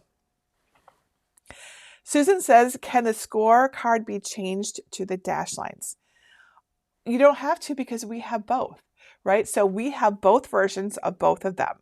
So you get to pick the one you want when you download your file and upload it. So you just, if you want the one that has the dash lines, we have all of these pop-up cards are available with the dash line. So you don't have to make it yourself if you don't want to. You can, of course, if you would like a challenge, you can certainly do that. Teresa says, my white cardstock always tears. That's the Recollections brand. What kind are you using? So yeah, I've been hearing that a lot lately. So switch to a different cardstock. So Let's see. I really, really like Cricut's brand of cardstock. It isn't always easy to obtain, however, it's not always in stock, but if you can get it, their cardstock is excellent. I also really like Cardstock Warehouse. I also like the, let's see, AC cardstock. It's American Crafts. That's what AC stands for. I get almost all of these on Amazon, but I have been recently hearing a lot of people say that they're struggling with the Recollections cardstock. And I don't know if there's actually an issue because I can't say that I've experienced an issue myself, but it's always possible that your cardstock has gotten damp, right? Here is a piece of white cardstock. If your cardstock, if you open it and maybe it's a matter of white cardstock having more issues than other colors, I'm not even sure, but if it gets damp, it's going to be really hard to cut. So maybe try drying out your cardstock to see if that makes a difference. The way that I get my cardstock, if it's been damp, because there was one summer, I'm sure you all know this by now, because I've told this story many times, but one summer our air conditioning went out and all of my paper was stored in that room in my house. And yeah, it all got damp. And this is how I discovered that damp cardstock does not cut very well. Was when I had that happen to me. Anyway, so if I suspect my cardstock is damp, I usually just go get a new pack and open it, because if it works, that's usually answers my question. To fix damp cardstock, though, I recommend putting it into a plastic container and then putting in some of those desiccant gel packs into it with it to absorb the moisture from your paper. It works. And then the other thing that you can do is, I haven't tried this, but I've heard good things about this method. You can use your heat press, gently of course, to press it, and that will remove moisture from your cardstock. So that's something you could try to see if the problem with your white cardstock isn't so much the cardstock itself, but the fact that it's damp or has become moist in some way. And sometimes you can't quite tell. It's not always easy. Oh, and I see a tip here from S. Weitzner. It says, he says, I don't know, sorry. If you are a member at Creative Fabrica, the Tingler font is currently free. So Creative Fabrica, if you've got one of their memberships, it sounds like the font there is free. That's awesome. All right. I see a question on intricate cuts. In this project, unlike the shadow box where we need to be really thin for the lights, would it help to use heavier cardstock, or would that make it even harder? So sometimes the really heavy cardstock, like 100 and 110 pound cardstock, it is harder to cut because it's just thicker. You often need more than one cut to get through that cardstock. And if you need more than one cut, that can be a problem for intricate cuts. So you could try it, but I think that you might find it harder, not easier. I don't think that there would be much of a difference, though, if you used 80 pound instead of 65 pound, though. Diane says, what setting did you use for the foil cardstock? For the foil cardstock, we used the holographic cardstock setting with more pressure to get this nice clean cut. Teresa asks, does your weeding tool, the standard one, have the pointed or blunt tip? Mine has a blunt tip, and I'm not sure if it needs to be replaced. Oh yeah, right. No, it's a pointy tip. Let's see if we can get that to, you see how pointy this is? That's very pointy. You see that little tip on there? I wonder how close I can get before it goes. It tells me it won't. It's pretty close, actually. So you want that tip on there. It can get blunt if you have dropped it. If it drops and it lands like on the tip, it will fold a little bit or push in, I've noticed. So these are really inexpensive. In fact, weeding tools, I noticed, are very popular on Amazon, and they don't cost very much, a couple bucks. So get yourself a new weeding tool. It will make a big difference. Trust me, I've tried, I've had some weeding tools. I've had them for a while, right? And so I've messed them up. And I will admit that sometimes I've used my weeding tools for things that maybe they weren't intended for. So I mess them up. It happens. Anyways, I go to try to weed with them and it's driving me crazy. And then I realize that my weeding tip is just not sharp anymore. It's not at a point. So that really does make a difference. Allie says, what sort of card/paper is best to use when making the envelopes? So these are 80-pound that we use for these. I can tell by the way it feels because I've been working with paper for a long time. 65-pound would also be fine. Honestly, you can kind of use what you have. You could, I think that you could use anything from 65 up to 100 pounds. The heavier it is, the fancier it's going to feel. That's just the way it works for us humans. So if you want to make something that feels really luxe, you'll want to go for a heavier cardstock, right? This is foil and this is 80 pounds. So it's really up to you. Just keep in mind that if you are mailing these, then it is possible that a heavier weight cardstock could push you into the next tier for cost, right? It might not. It might be fine, but it's possible that it would, especially if you're adding anything to your envelope. So make one and have it checked at the post office before you make more so you know how much you're going to pay for your card. Also, sometimes when you're mailing things, if they're too thick over a certain dimension, and I don't remember what that is right now, they'll charge you extra too. And then of course, sometimes oversized things, but these are not oversized, the A8 envelopes. To my knowledge, I'm not an expert on mailing things anymore. I used to be, but I'm not anymore. I believe that they're still the normal postage in the US. Anne says, are envelopes sized differently in the US from the UK? I looked up A8 envelopes in Amazon UK and they are tiny. So A8 envelopes, the sizes on these are supposed to be 5.5 by 8.1/8. 5.5 inches by 8 1/8 inch. Okay, so 5.5 this way, 8.5 this way, if that helps you. And yes, nothing is really ever consistent, is it? It drives me nuts because at Jennifer Maker, we have an international audience. And so I'll say a size or a temperature or a word for something, and my international crafters are like, what the heck is that? So I apologize. Sometimes I know, sometimes I don't. When I know, I try really hard to share. Like we always try to give our temperatures in Celsius in our videos too. So yeah, it might totally be a different size. So look for something that's approximately 5.5 by 8 1/8. We also often have envelopes linked in our Amazon lists, as well as all the things that that we're doing. So if you need to go check our Amazon shopping lists, which is a great source, our Amazon shopping lists have all the things that we found that we think work the best. So it's a great place. You can always look at our Amazon shopping list by going to jennifermaker.com/Amazon shop. All right, I am going to wrap things up so that we can get ready for our next workshop. If I didn't answer your question, please come on over to our Cricut Crafters and Makers Facebook group that is located at jennifermaker.com/Cricut Crafters. It is an awesome place.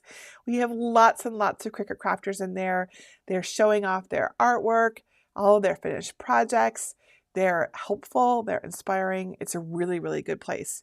In fact, I was just there while we were playing our video, and I saw that someone had made the project. She just posted it, so I'm going to share it with you. These are from Libby Cooper, and she just made these and she shared her photos. This is my favorite thing. I like to look at all of your photos, so I was in there looking at your photos. Look at this. She made these. Isn't this awesome? Great job, Libby. Please share all of your photos because I truly care that you make my projects. It's a really big deal to me. That's not just me saying that because it sounds good or something like that. All right, our next workshop is easy DIY earrings. So fun, so easy, so cute, makes great gifts or just something for you to wear, whether it's, for the holidays or just because every day. And that is coming up at the top of the hour. You can learn more about it and look over its supply list right now so you can uh, get familiar with it and ask me questions. And that is over at, let me put up the link for it. It's at jennifermaker.com. I'm going to fix this link that you see here. Just a second. It is the wrong link right now. There we go. jennifermaker.com/524. So go over to that link, take a look at its supply list. You'll see the shopping list is there for that one too. And then let's take a quick break. Switch over to our next workshop and put this away and get out our earrings. So go get a refill, get some air, stretch your legs, and we'll begin right here at the top of the hour in the same stream. I will see you shortly.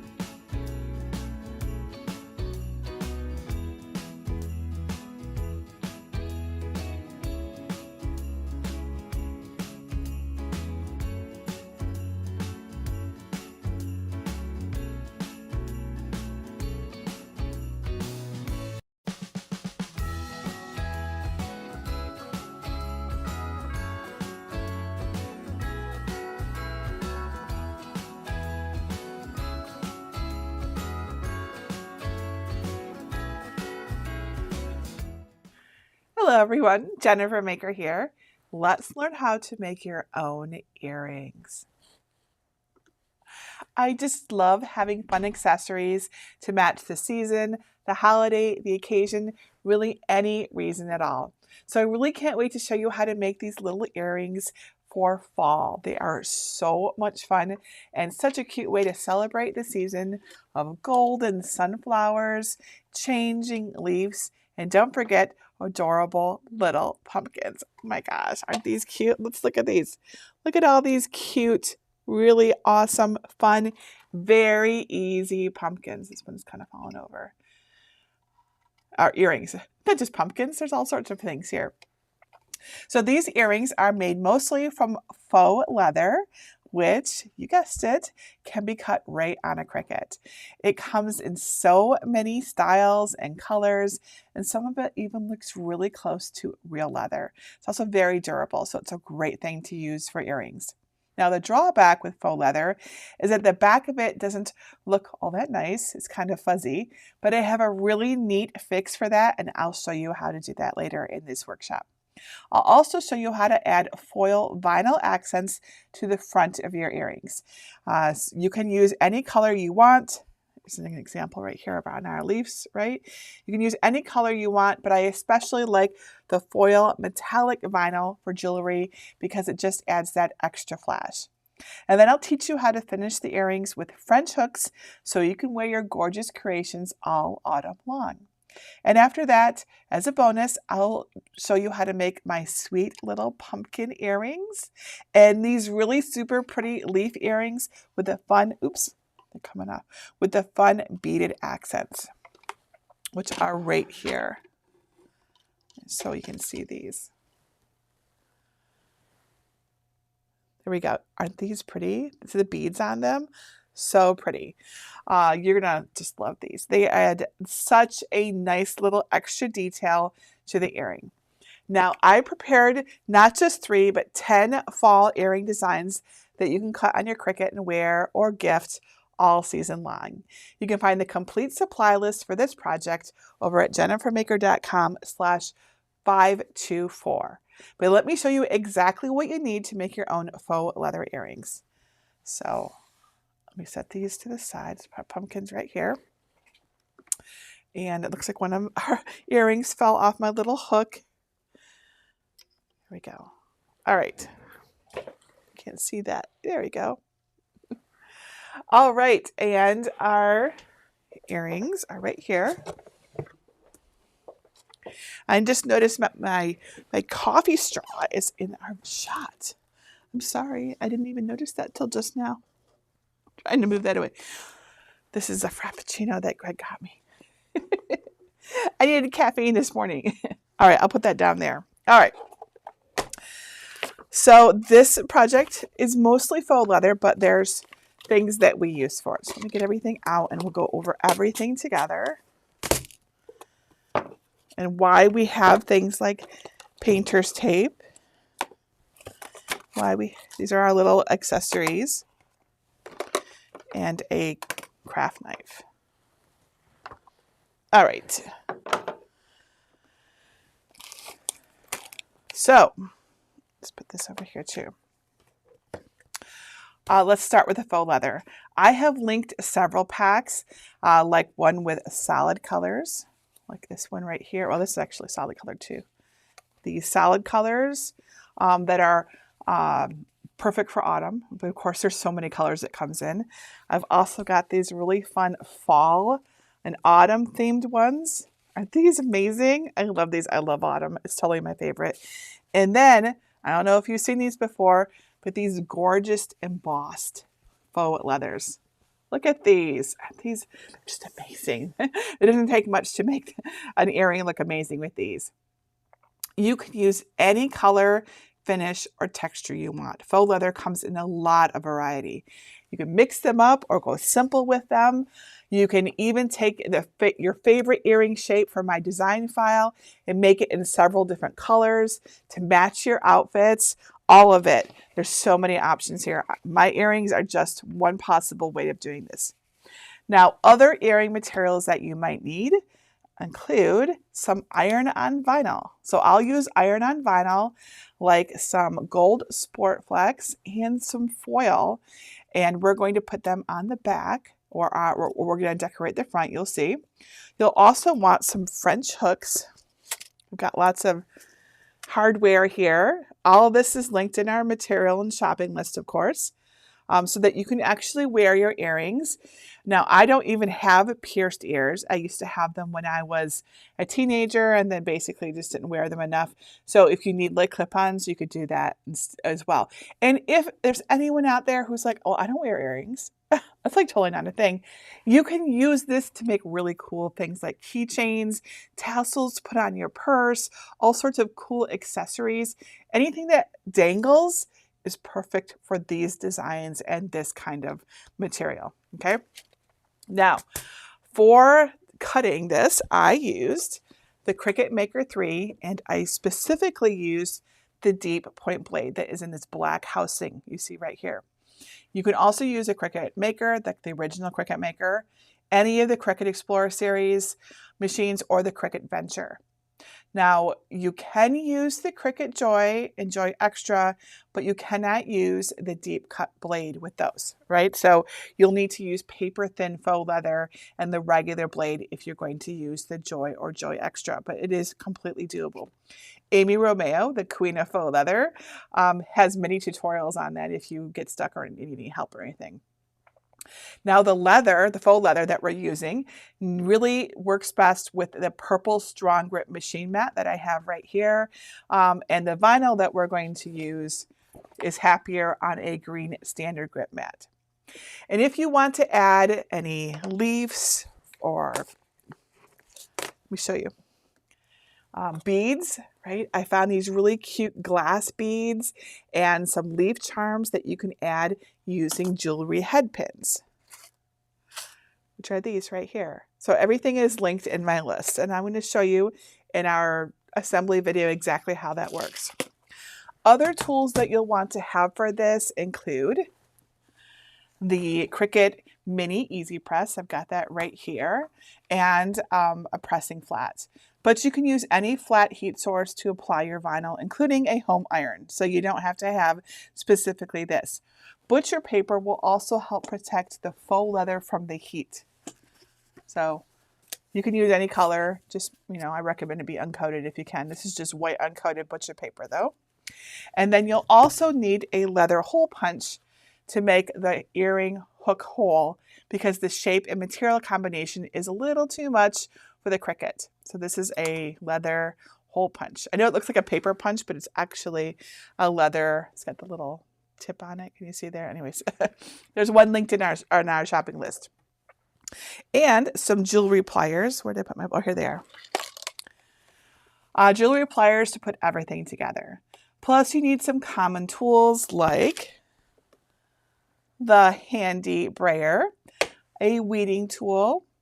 You'll also want painter's tape. This is important because we tape the faux leather to the mat so it doesn't move around because it's pretty thick.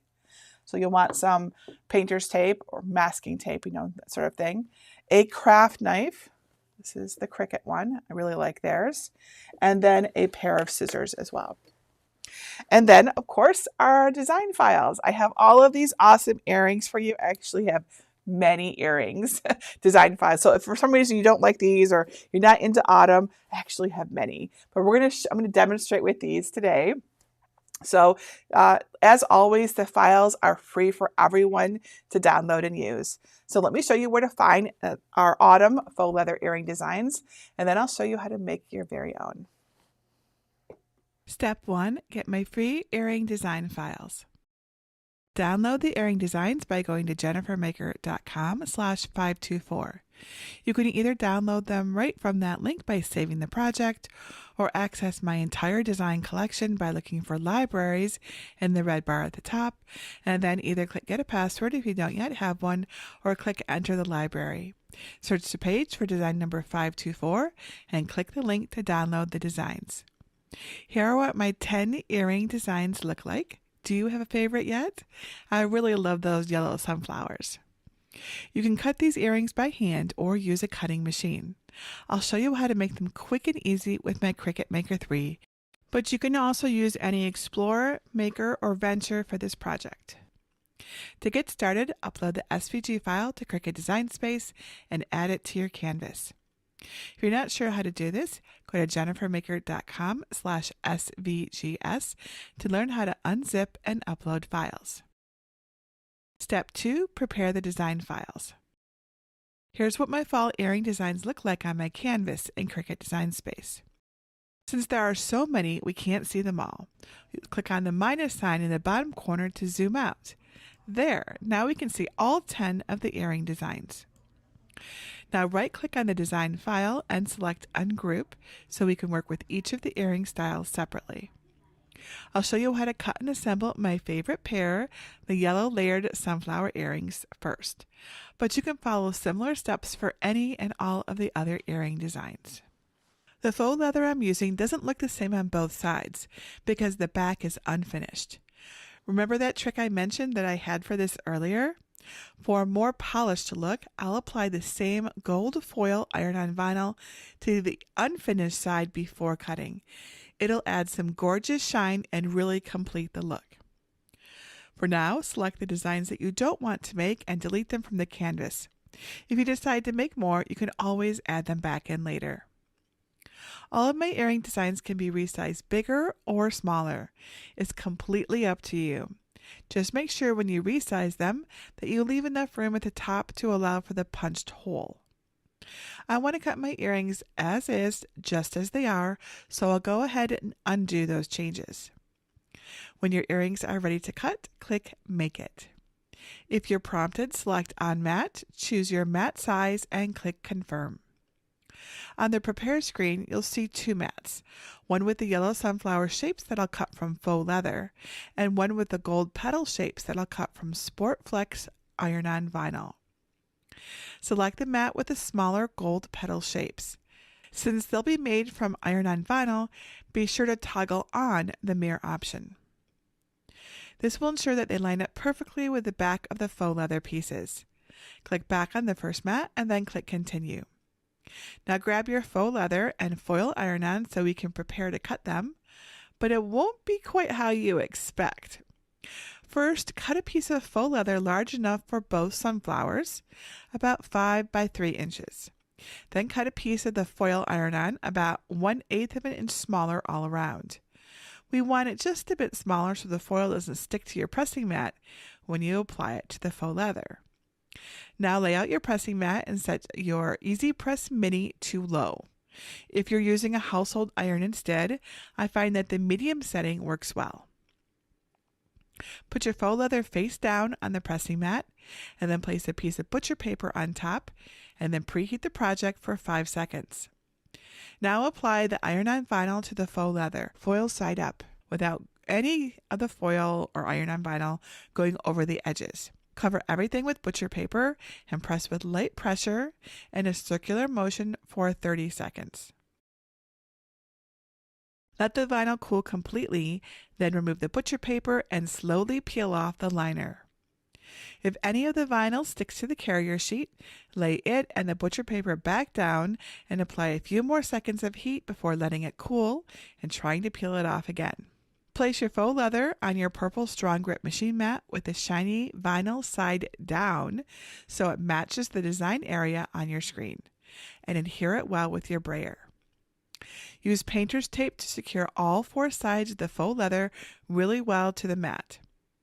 Back in Cricut Design Space, let's set our materials for the first mat, our faux leather sunflower pieces. Click Browse All Materials and type faux leather in the search box. Select faux leather paper thin and click Done.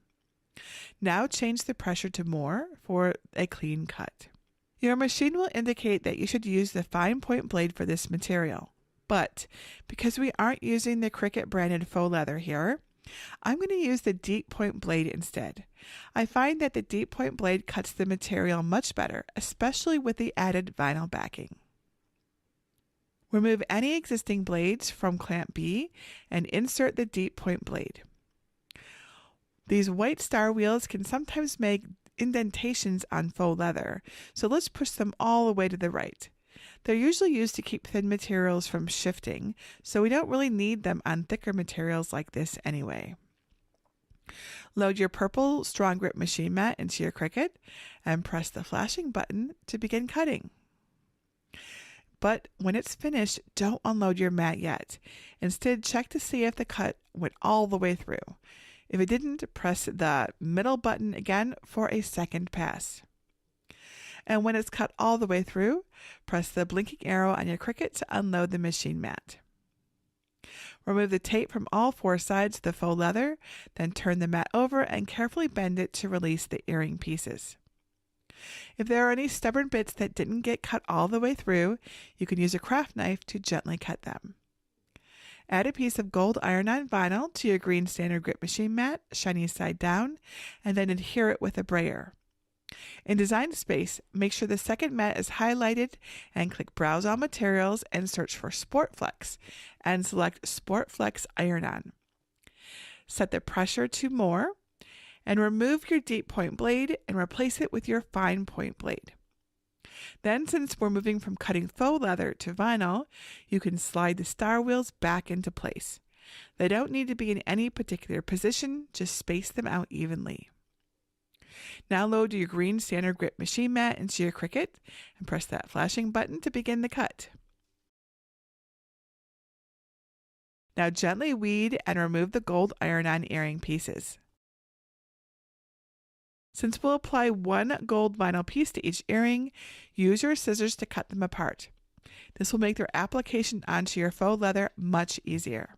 And here's how the pieces all look. These earrings are going to turn out so pretty, don't you think? Step 3, assemble your earrings. Notice anything missing? You might be wondering where the holes are for the earring hardware. Now, my Cricut had trouble cutting the tiny holes consistently, but a leather hole punch does the trick. Select the smallest hole on the punch, which on this punch is 0.8 millimeters, and make holes approximately 1/8 inch from the top of the earring pieces. This placement gives the earrings room to move and swing. Grab your gold petals next. Preheat the Easy Press Mini to low heat or medium if you're using a household iron.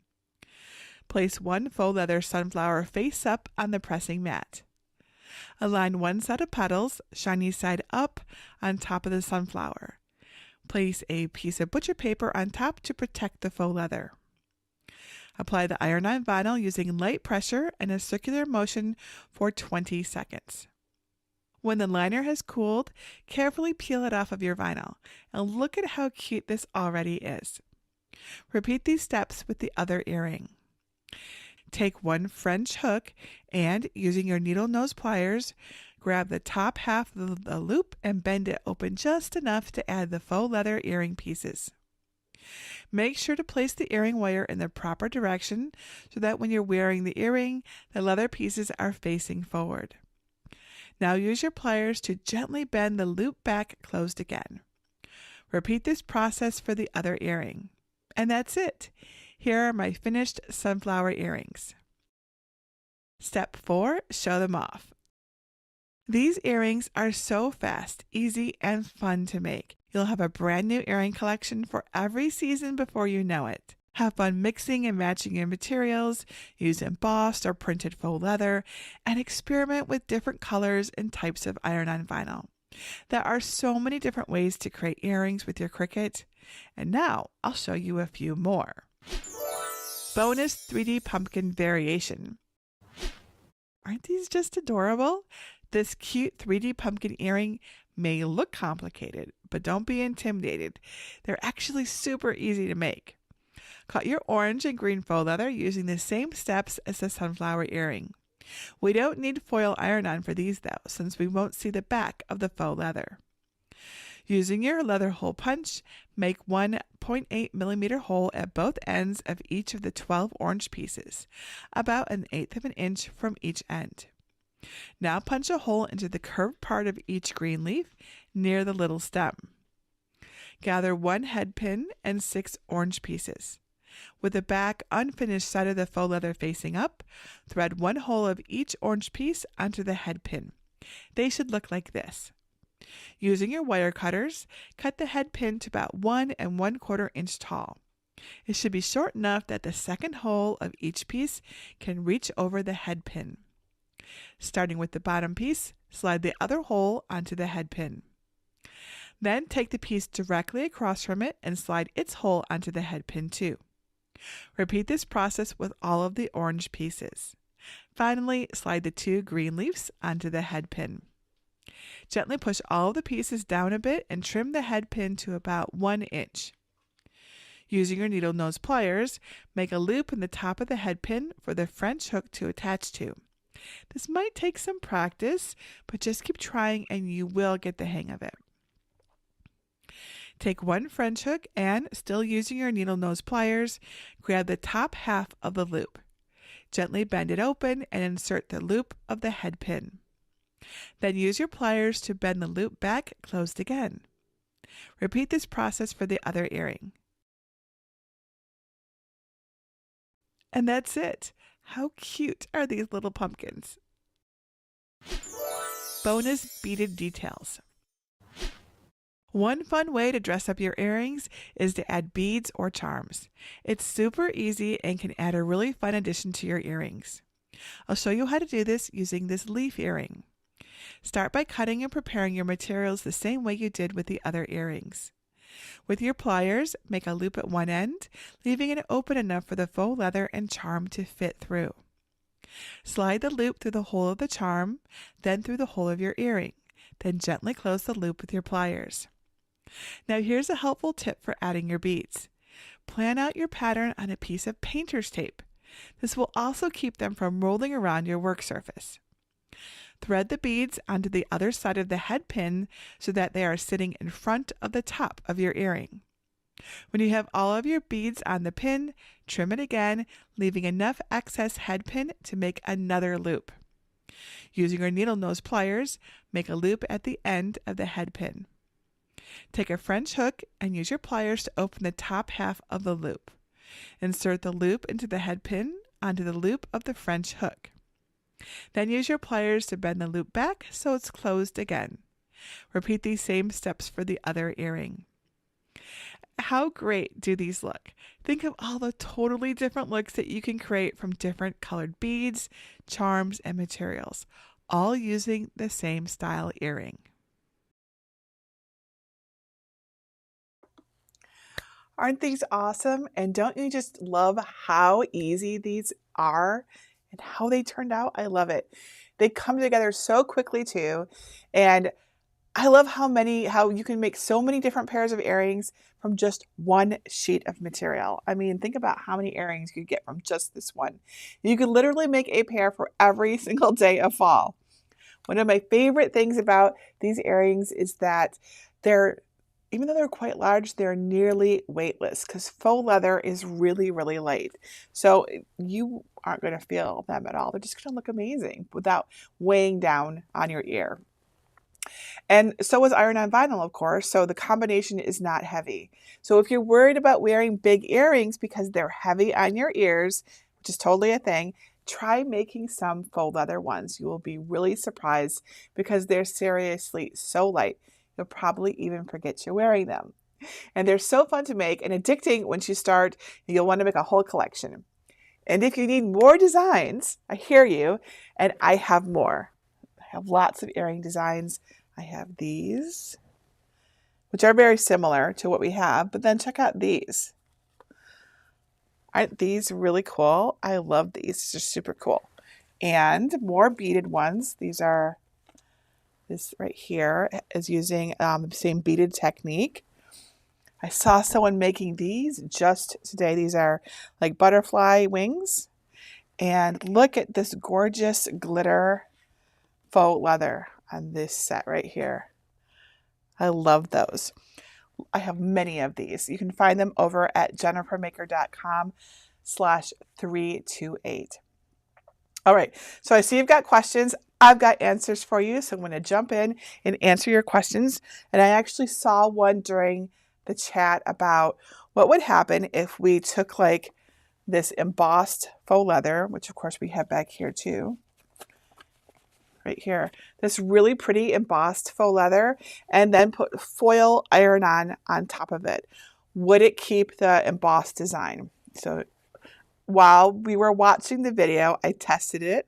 I put a little square of foil iron-on onto the embossed earring, and yes, indeed, it picks up the embossed design. So you could totally do that if you wanted to.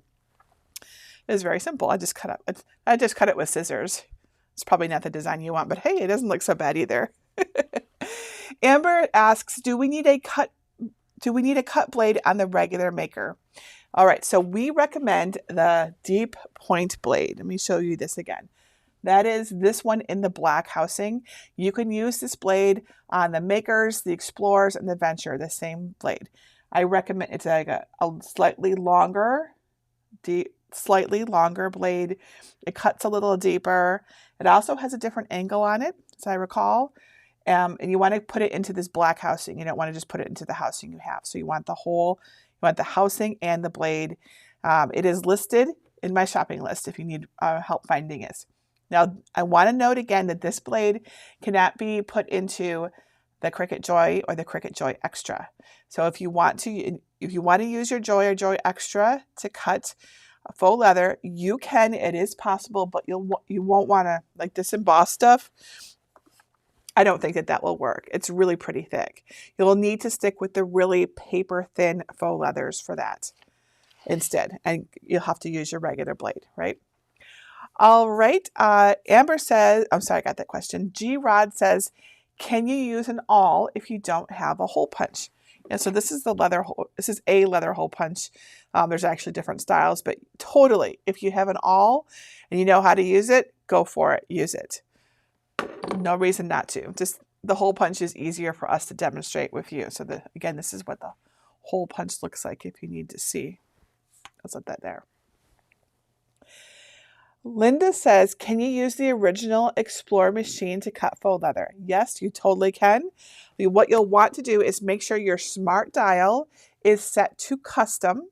And if it's on custom, that will allow you to select all of the material settings that we explained in this workshop. And you can use the deep cut blade that I showed you, the one in the black housing. You can put this blade into the original Cricut Explorer.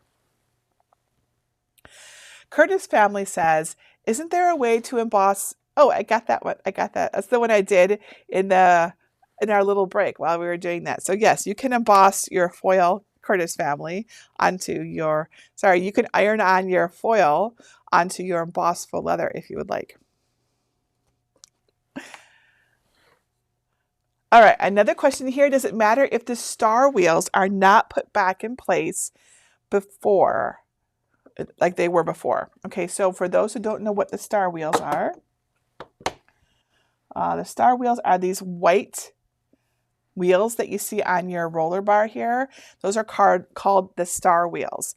And the question again is, does it matter if the star wheels are not put back in place as they were before?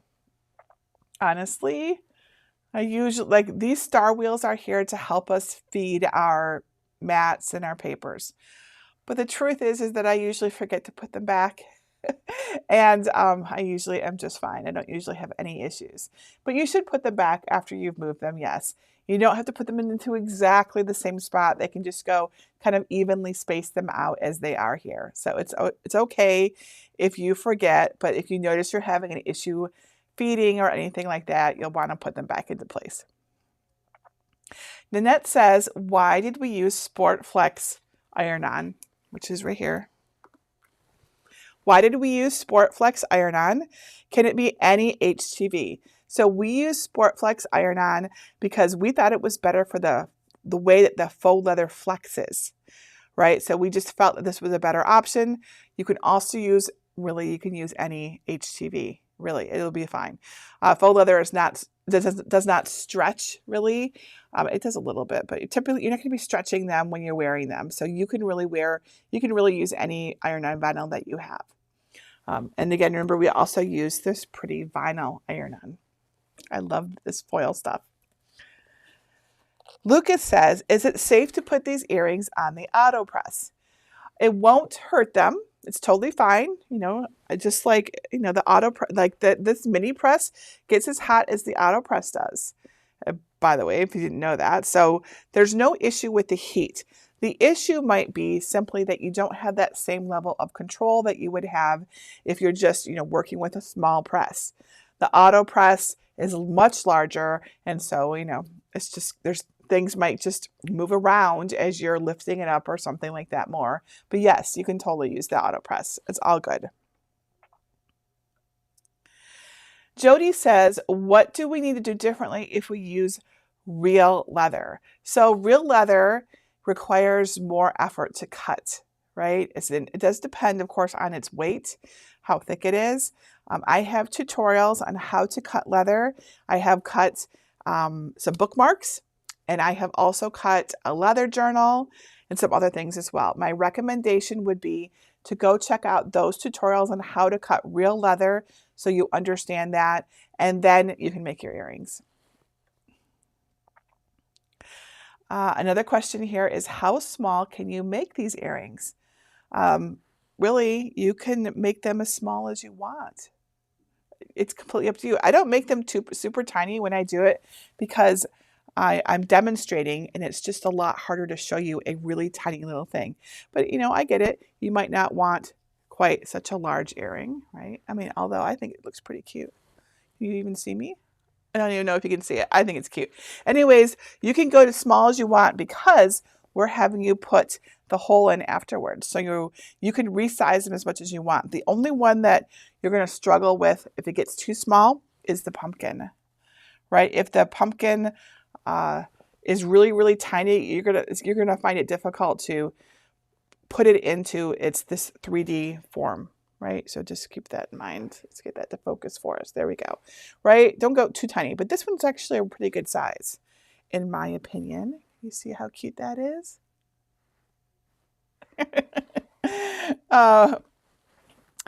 Kathy says, can we sew them instead of using a head pin? We didn't try that, but keep in mind the head pin is also creating the hook for your French hook to go through.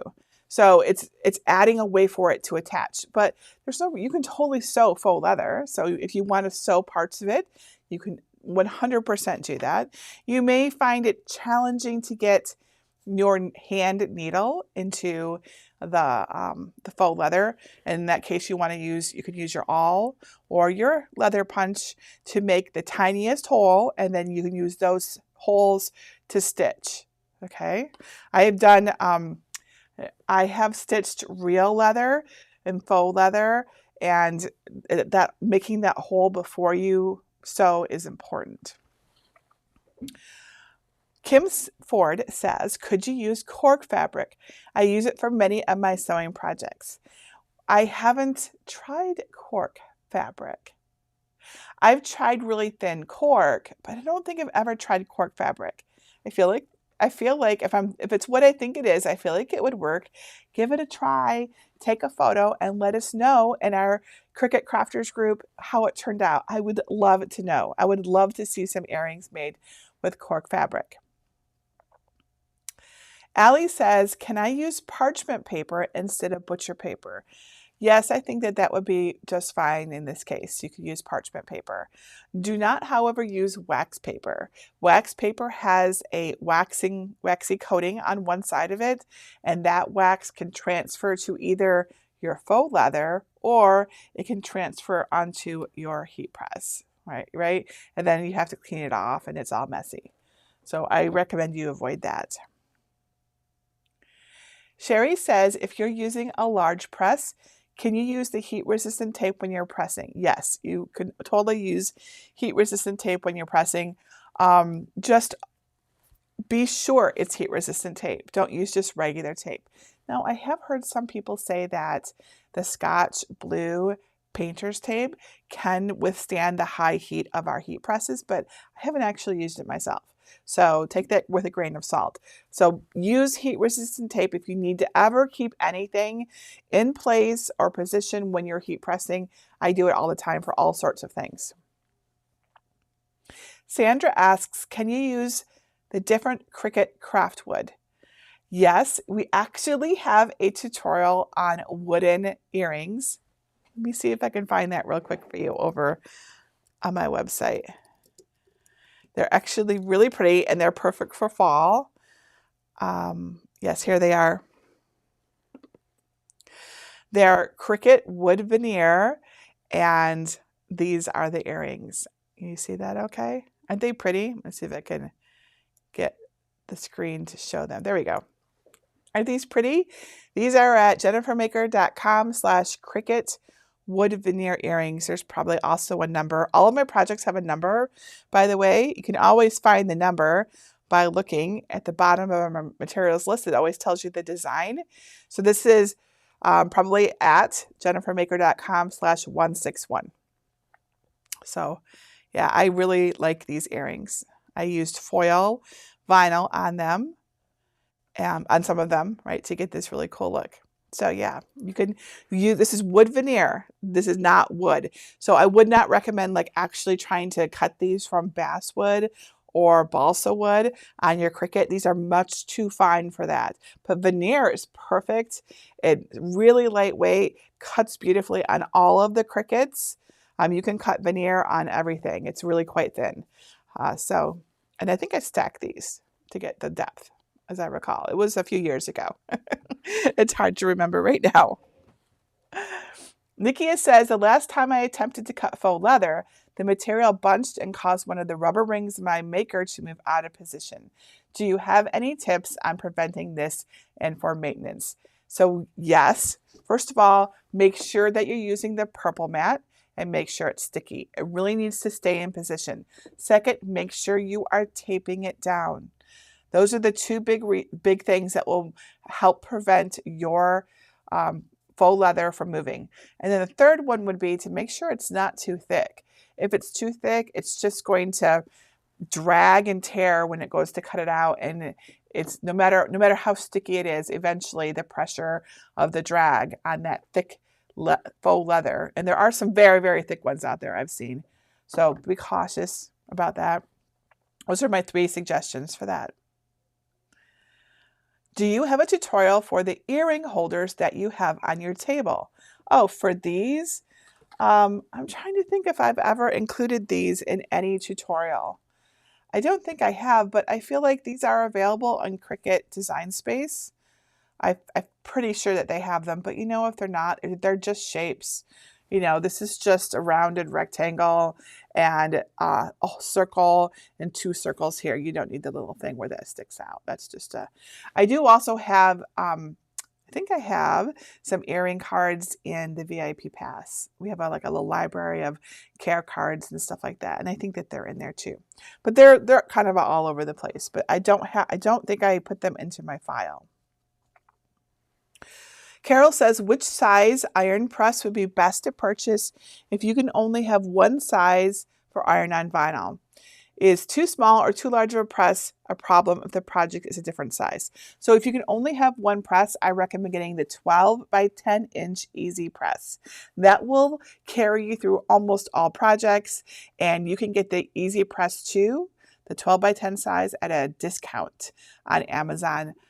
It goes on sale a lot, so it's a great place to begin. If you think that you're going to make really big projects, you could go up to like the Cricut Auto Press, which is 12 by 15. They also, not Cricut, but other manufacturers make like 15 by 15 heat presses. I don't have one of those. I've been fine with honestly, 12 by 10 actually does it for me most of the time. But when I do need something bigger, my Cricut Auto Press is just fine. Melissa Ward asks, how do you adjust the French hook so that the earring hangs correctly? That's a great question. So you'll just want to use your jewelry pliers, right? And you just twist the earring so that it's hanging in the right direction, right? Now be cautious when you twist, because sometimes I have noticed with really cheap hardware, so cheap French hooks, that the twisting can actually break it. Like the little French hook will break. So, and I don't know the rhyme or reason why that happens, but I always assume it's because, you know, the metal that they're using isn't as high quality. So we were able to do that fine, twist all of the ones that we have, but just know that I have noticed that sometimes the twisting with a low quality metal will snap it. All right, I have a few more minutes before we go to our next workshop. What other question, or actually our next event is our lunch and learn. So do you have any more questions for me that I am more than happy to answer them? I also wanted to show you that one of our, I think it's our VIP pass holder, has already made our earrings, and I wanted just to show them off. So this is Alicia Potter, and she says these earrings were just so easy to make. Aren't they super cute? She made the ones with the little leaf beads on them. There's a couple more in here. Right here. Jan Kimbler made the sunflowers. I love the sunflowers. Those are my favorite. Faye Smith says, where do you put the holes? Oops, I missed that. I'm unscrolled. Where do you put the holes in the leaf layered ornament earrings? Like the yellow leaves or the red ones with the dangling added hearts? Oh, do you mean like these? Is this what you're asking about? I'll hold this up so you can see where the hole is. Do you see? If I kind of turn that over, you see what we did here? We actually have a little pinch there in the back. So there's actually two holes, and that creates this concave shape that it has here. So that's how we do that one. And then you're also asking about the one with the yellow leaves. Do you mean this one? Maybe? So in this case, the hole is actually right at the very top on both the front and the back on these here. So, and then maybe there was another one. I think that those are the ones that you're curious about. So if you want to make this shape here, it just requires two little holes in the back. Let's see if we can get that to focus so you can see. Do you see how there's two holes there? I think it's really cool. I love that. Okay. And that tutorial for those earrings does explain how to do that too. Okay, I'm looking for more questions. Can I also use a jump ring if twisting doesn't work? Absolutely, you can do that. Just keep in mind, it'll hang a little lower because there's a jump ring in there, so you'll want to make it as small as you can manage it. Unless you like it dangling low. There's a question about my mat I saw. This mat that you see here, this is a self-healing mat, and it's sold by Cricut. This is their mint blue mat. I think they call it the blue mat, not the green mat. I'm not sure, actually. I don't know if it's green or blue, but this mat is 24 inches wide by 18. And it's actually double-sided. So the other side is dark gray and it has a grid on it. And on this side, it's got this pretty design. So you usually see me showing it with this side. But I really like to use a mat under my work surface because I can cut anything I want to and not worry about it. Also, it's really easy to clean. If I get glue on it or something, it just wipes right off. So I'm protecting my desk underneath when I use this. Another question here, if we use a maker to cut earrings, which blade do we want to use? So you want to use the deep cut blade, which is the one in this black housing right here. This cuts a little deeper and it has a slightly different angle on its blade. See that little thing as I push in the plunger? That's the blade there, and it actually is at a different angle so it can get a better cut. On thick things, we use the deep cut blade for thick materials. Can you use the foil tool on faux leather? The foil tool? No, I wouldn't. I'm trying to think. Have I ever used the foil? You mean the Cricut foil transfer tool? Maybe I have used it. Maybe I have. You would want it to be really smooth though. You would want one that doesn't have any, I'm looking for like a solid colored. You would want one that doesn't have any like embossing on it. smooth as possible to get the best results. And I don't know. Has anyone ever tried using the foil transfer tool on faux leather? I'm not sure if I have. I have done so many things at this point. Nothing is coming up, but maybe there was a bookmark I did once. All right, so what I would like to do now is clear off my desk and get ready for our next event, which is our lunch and learn. So I would like, if you're gonna like, I'm getting ahead of myself. Lunch and learn is next. If you would like to have lunch with us, this is a great time to go get your lunch, make something, heat something up, use your bowl cozies to warm something up in your microwave. And join us back here, and then we're going to start again at the top of the hour. We're going to stay right here in this live stream. And our lunch and learn will be with our guest teachers again. They're going to help us look with actually a bunch of things. This is some really great questions. You're going to love this. And then after we come back from lunch, we're going to have more prizes. And then we're going to, actually, we'll switch to a new live stream, and then we'll have prizes. And then our first workshop after that will be our faux terrariums. You don't want to miss that one. Those are really cool. If you want to start preparing for that workshop, you can learn more about the faux terrariums and look over the supply list over at jennifermaker.com/528. All right, so I'm going to put on our little intermission music. So go get your lunch if you want to have lunch with us.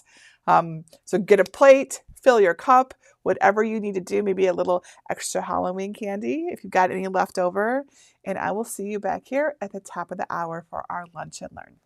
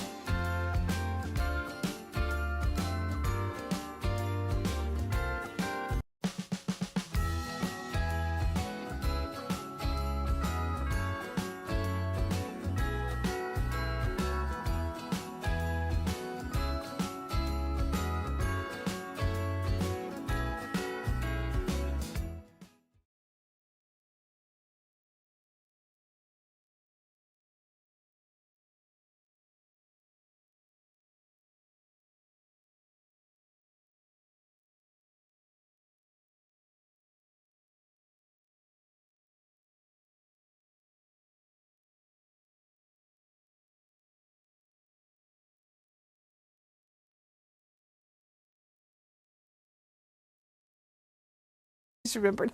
Yep, just remembered. Let's start that again, shall we? Welcome to our Lunch and Learn.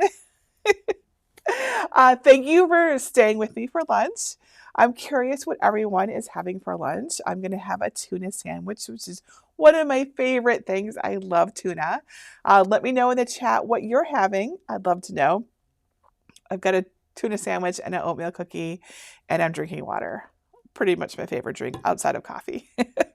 So our Lunch and Learn is it's a great time to take a break, of course, if you need a break. But if you would like to stay with us before we switch into our afternoon live stream, this is a great way to do it.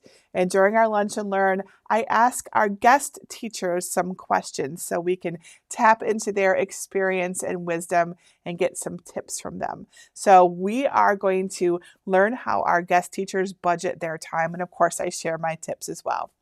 And then after our Lunch and Learn video, I'm going to play the Jennifer Maker Story and Dreambox video one more time because it's such an awesome video. And it's, this doesn't really exist anywhere else. So I'm going to play it one more time for anyone who might have missed it.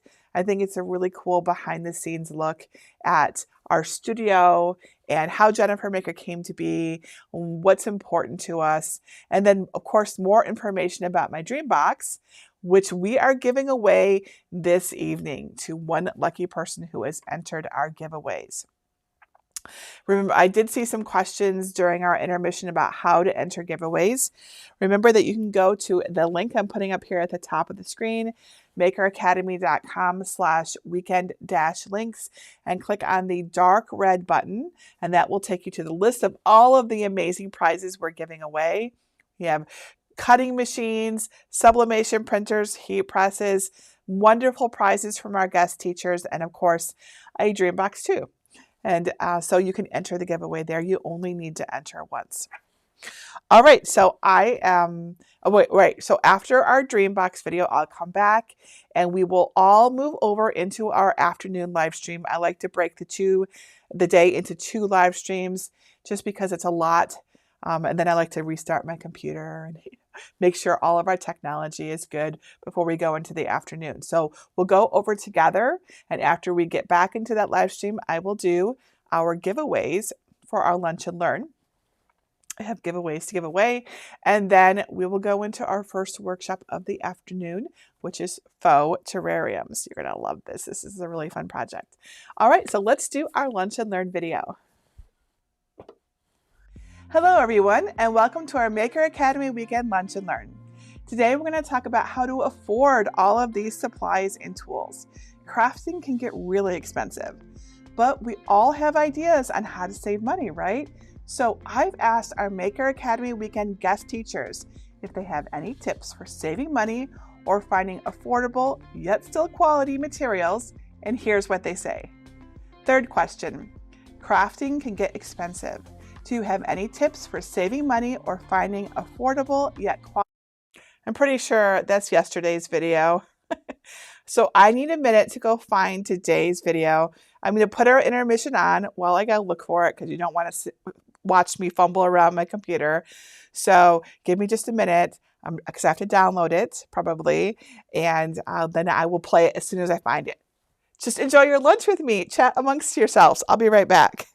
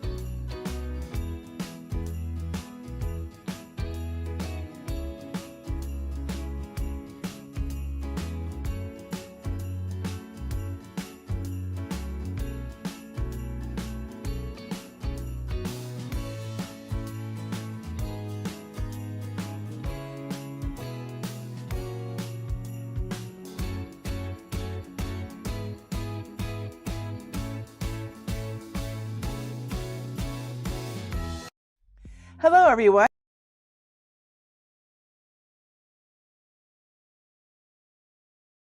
Hello, everyone, and welcome to our Maker Academy Weekend Lunch and Learn. Today, we're going to talk about how to manage our time because let's be honest, craft projects can be time-consuming. So I've asked our Maker Academy Weekend guest teachers if they have any strategies for efficiently managing and completing projects. Here's what they say. Do you have any strategies for efficiently managing and completing projects? My number one strategy for managing and completing projects efficiently is to have a craft journal. Now, I did not have a craft journal at the beginning of my crafting journey. It is something that I learned along the way and something that I really have stuck with it. So it has helped me with saving money. It has helped me with saving time. It has helped me to be more organized. It has helped me in so many ways. So it's not anything fancy. It's just a little basic journal that I purchased from Amazon. I put some stickers on it on the front and on the back.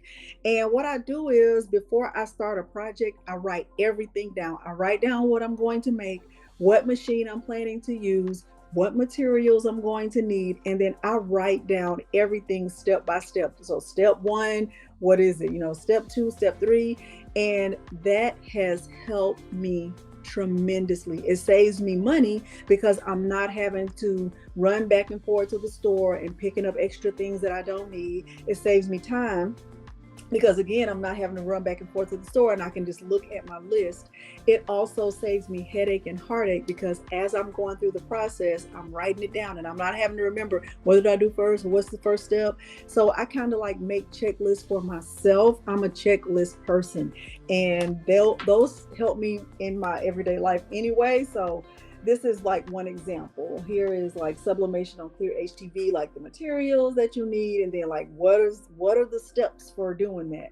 And so I've used this journal, and I'm going to continue to use it. Once this one is finished, I'll just start a new one. So that is my best piece of advice for saving time, saving money, and just being more efficient. This is probably not the correct answer because, once you start something, you're supposed to finish it. But I find that if you're not enjoying it, I don't think you have to finish it. Life is short, and I just feel like crafting should always be fun. So typically, when it's kind of like I get bored with something, and that's why I'm not finishing it and I move on to the next project. I don't beat myself up for not finishing that first one. I enjoyed it while I was doing it, and I'm not really enjoying it as much as this next one. Maybe I'll go back to it, maybe I won't. But that's just kind of my philosophy. I'm like one of those people that if I'm reading a book and I'm not enjoying it, I'm not going to finish the book just to finish it because I have to. I feel like, we have to do so many things in this life, and we have so many requirements of our time and our energy. I find that crafting should just always be enjoyable. So I recommend if you don't feel like finishing a craft, then don't. I know that's not like, you say you start something, you should finish it, but that's just not how I feel. I just think it should be joy. Today, I choose joy. That's why I keep this on my desk. I try to find things that bring me joy and fill my day with that, even though obviously I can't fill the entire day with only things that bring me joy, but crafting should definitely be one of those things. So if you don't want to finish it, I say don't finish it. Okay, so I wouldn't say I have too many enlightening project management systems when it comes to crafting. The only thing that I have found is if you can, and I know I am probably speaking to every person here who has done this, try to work one project at a time.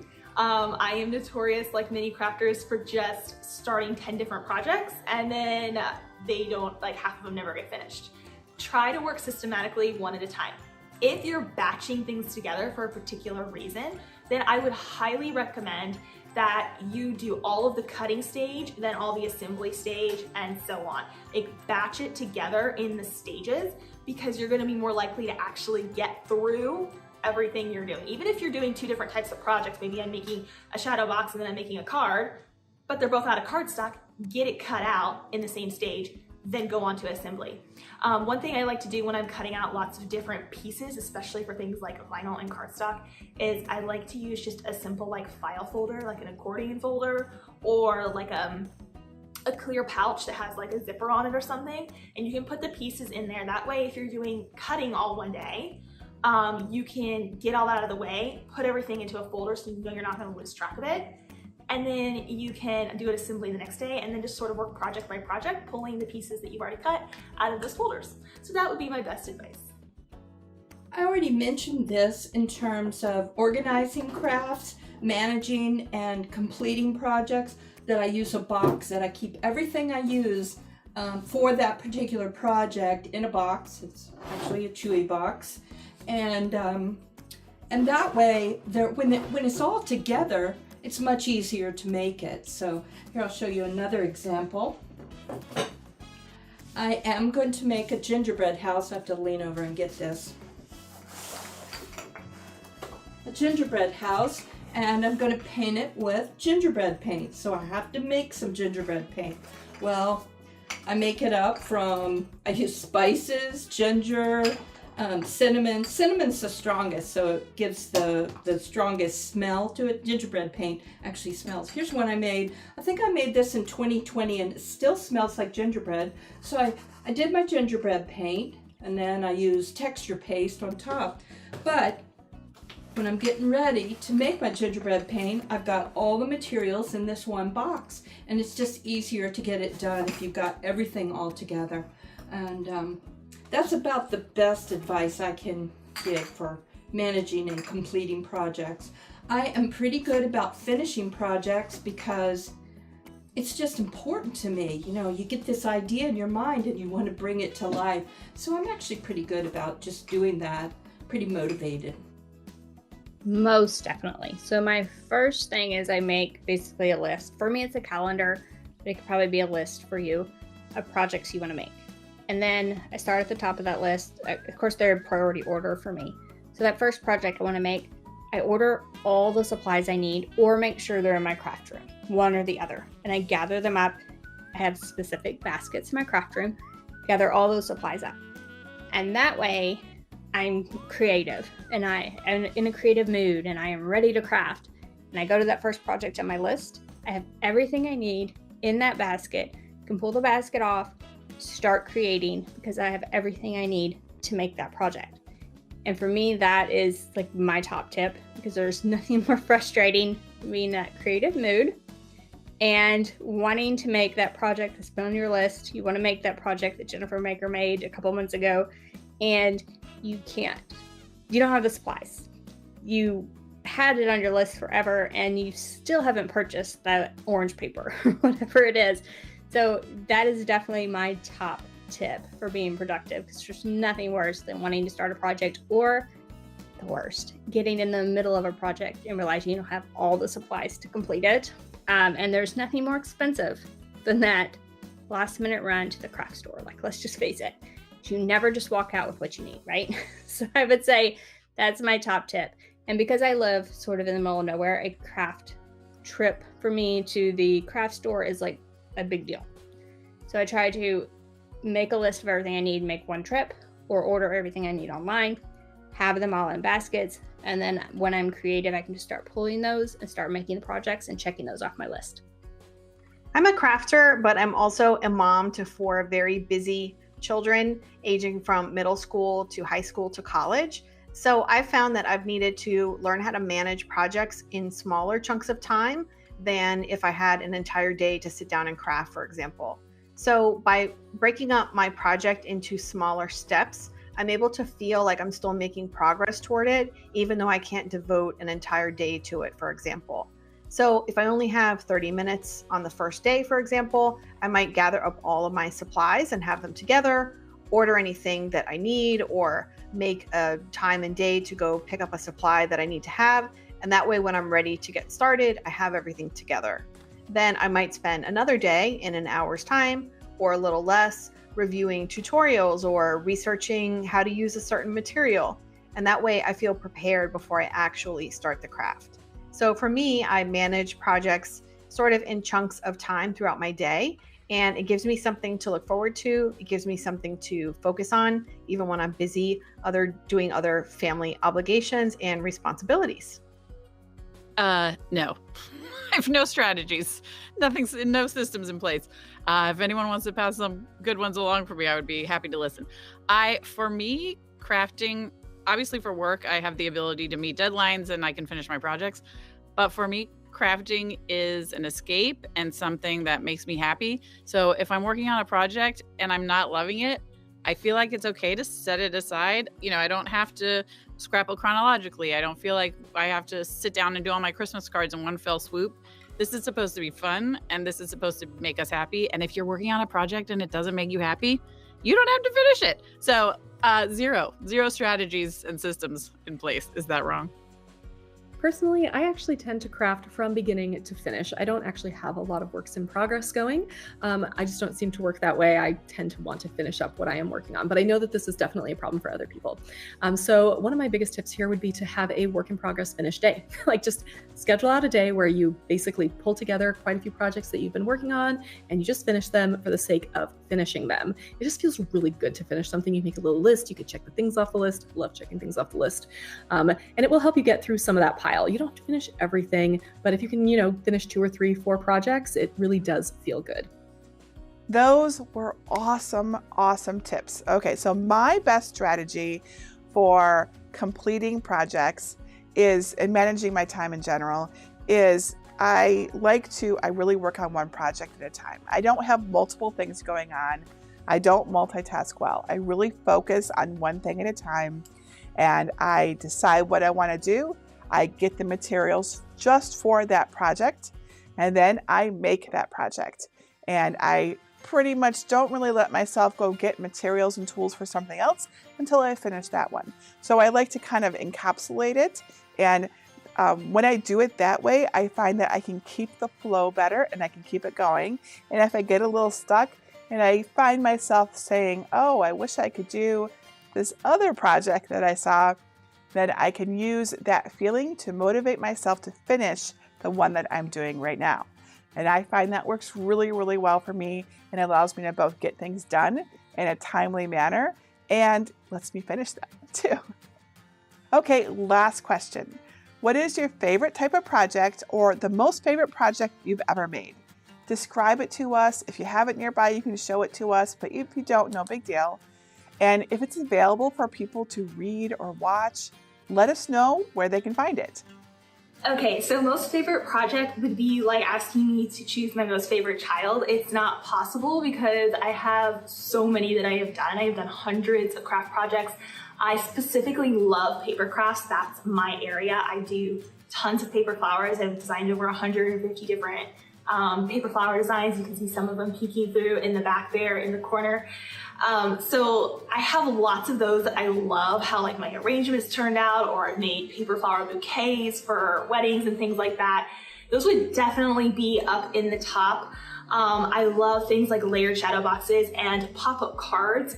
Right now, if I had to say I had a favorite at the moment that I'm making this, it would probably be pop-up cards. I'm really enjoying creating those and having my designer work on creating them with me and bringing different visions to life, because they're just so much fun to be able to put something so three-dimensional into a card. So I actually have one here. If I have to pick this little kitty cat popping out of a pumpkin, it's a pop-up card design, closes like this and then opens up like this, super cute. This will probably be my favorite thing right now that I'm working on. It's just pop-up cards in general. And I have lots of these available on my website at abbykirstencollections.com. You can check those out. Thought about this way too long and I cannot pick this one. I can't do it. So I'm going to say that sublimation crafting is my personal favorite. Just because everything I make with sublimation, I'm always impressed and amazed by it still. Been doing it a long time. And it's still like when that tumbler comes out of the tumbler press or something comes out of the oven and you unwrap it, it's still amazing to me every single time. Like the bright, vivid colors, the professional looking results at home, everything about sublimation. And my favorite part of it, and this is why I can't pick a favorite project, my favorite part of it is the third thing, and that is that there are such a wide variety of blanks. There are blanks for just about everything. And so I can make a wide variety of sublimation crafts and never get bored. I personally tend to get bored easily, right? So I don't like to make the same thing over and over and over again.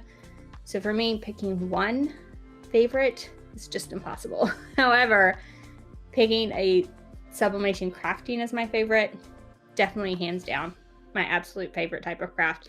And I love doing those and love making videos on them.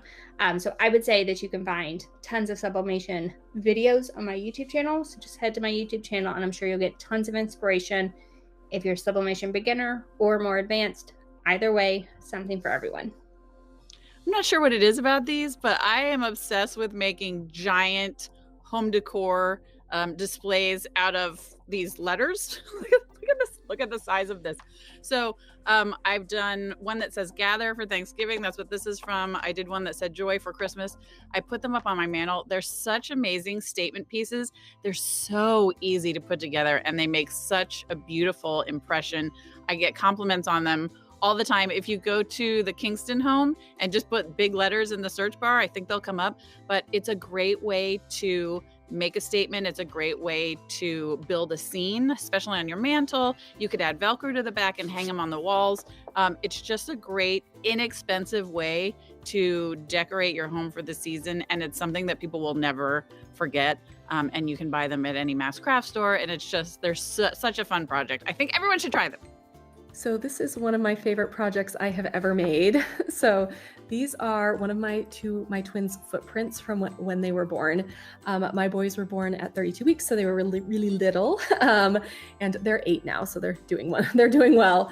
But what I did was I scanned their footprints and printed them on a laser printer and then ran that laser print through my mink laminator with foil. And I was able to foil their little footprints.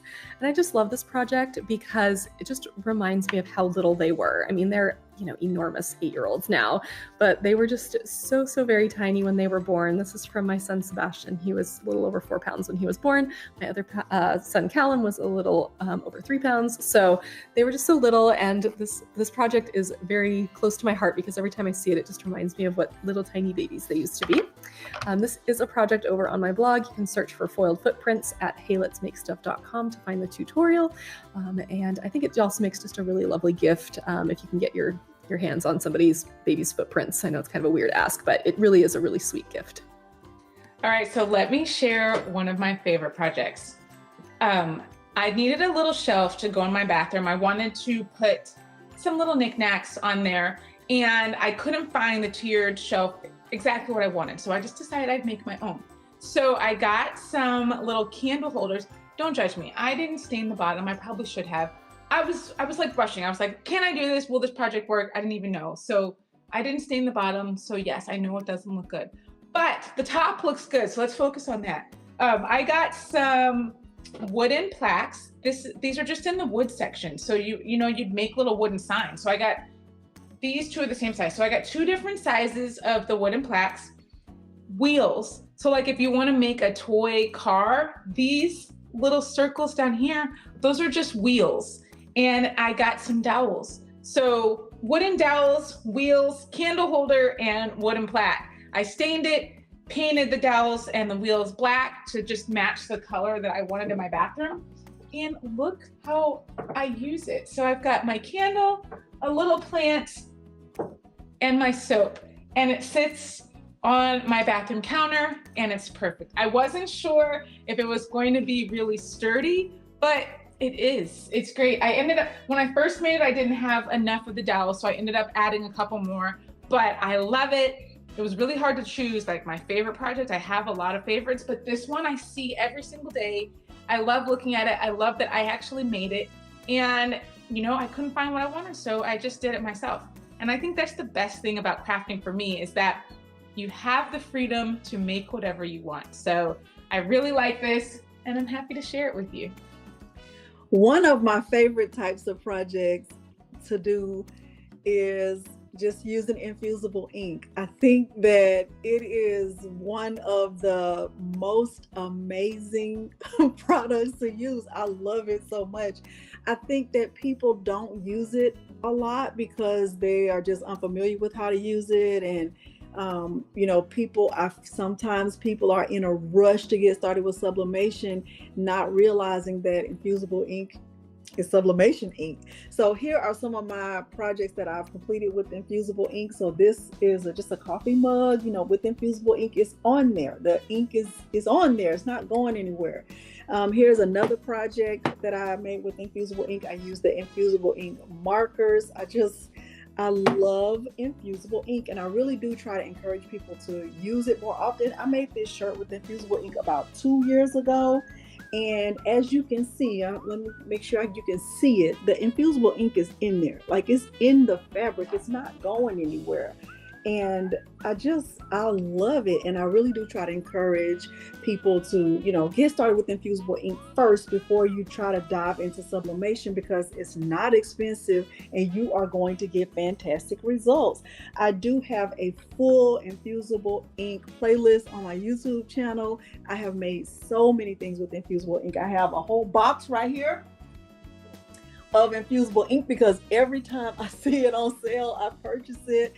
I think the possibilities for using infusible ink are endless. And I think it's one of those craft things that people really just, they are overlooking the benefits of using infusible ink. So there's that. And Jennifer asked about my favorite project. I have made 2 houses that I just love. But at the time, I was selling them to raise money for Habitat. I thought little houses for Habitat just made sense. And that way I didn't end up with a million houses sitting around my house, and people would buy them, and people who wanted them would buy them. So 2 of my very best houses I don't have anymore, so I can't show you those. But one is called the Faded Mansion. I actually made it based on a house in Pennsylvania, and the first version I made is the very best version. It's called the Abandoned Italianate Manor or Mansion. I can't remember which one I used, but anyway, that's on my website, and it's an incredible house, and it really looks like the house that it was based on. And then the other one is it's actually based on another house in my town. This house was in my town, and I also raised money for Habitat with that one. And what did I call that? I think I just call it the Habitat house, but it's a really cool house too. But the other thing I made is actually, this is an updated version, but I made a wreath. In 2014, I saw the Martha Stewart living cover, which had all these little houses on it, and so that's when I got inspired to make a house wreath, and I've updated it, and I just love it. It's like making an heirloom for your family. They'll just they'll treasure it. And the way and I kind of have hot glued the trees on, but I actually kind of wired the houses on. I have a way to wire the houses on, so if you get bored with it as a wreath, or the wreath starts looking ratty after a couple of years, you can actually take the houses off and use them as like a mantle decoration or something. So those are my 3 favorite: the wreath, the Abandoned Italianate Mansion, and what I call the Habitat house. I'm really kind of proud of those. They make me happy when I see photos of them, and also to know that I use those too to raise money for Habitat. That made me really happy too. Oh, those are great projects. So my favorite types of projects are last minute projects.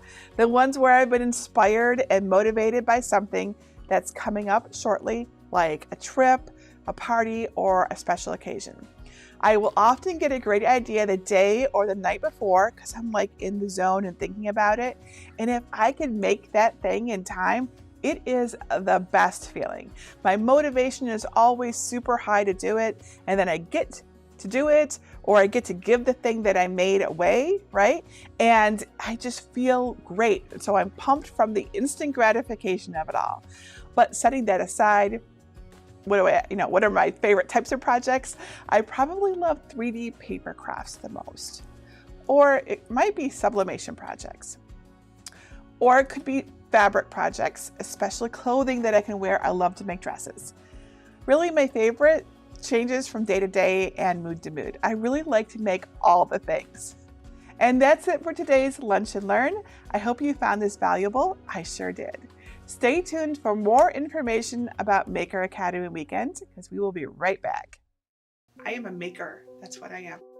The thing that I get the most excited about is seeing that I've made a difference, and the way that I judge that I have done a good job is not by likes or views on my videos. It's actually by the photos that people share of their finished projects.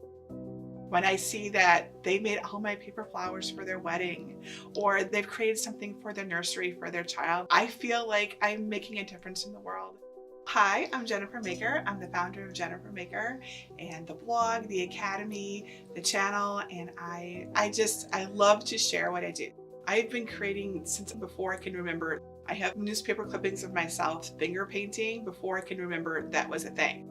My mother is an artist. It's really her that spurred all of this. She's always taught me to make things, and so all throughout my life I've made them rather than simply bought them. I love making them, even if it costs 4 times the amount. The joy that comes from creating something from nothing is huge. Jennifer Maker started with me in my home, sitting at my computer and just doing my very best, right? So it was just all 100% me. It was a thing to do on the side to support my family. When I went to make my first video, my very first role model was Mr. Rogers. I remember watching him as a child, and that's why I'm wearing a cardigan. That's why I have the sets that I do, is because I thought of him and how he did it, and I try to replicate that. I would say like 6 months or a year in, I realized that this is something really special and really magical. It doesn't come along very often, and the opportunity to teach other people and really make a difference.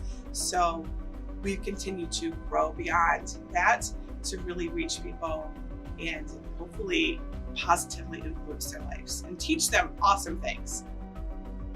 So we got the studio in 2019 because we were growing out of the space in our home.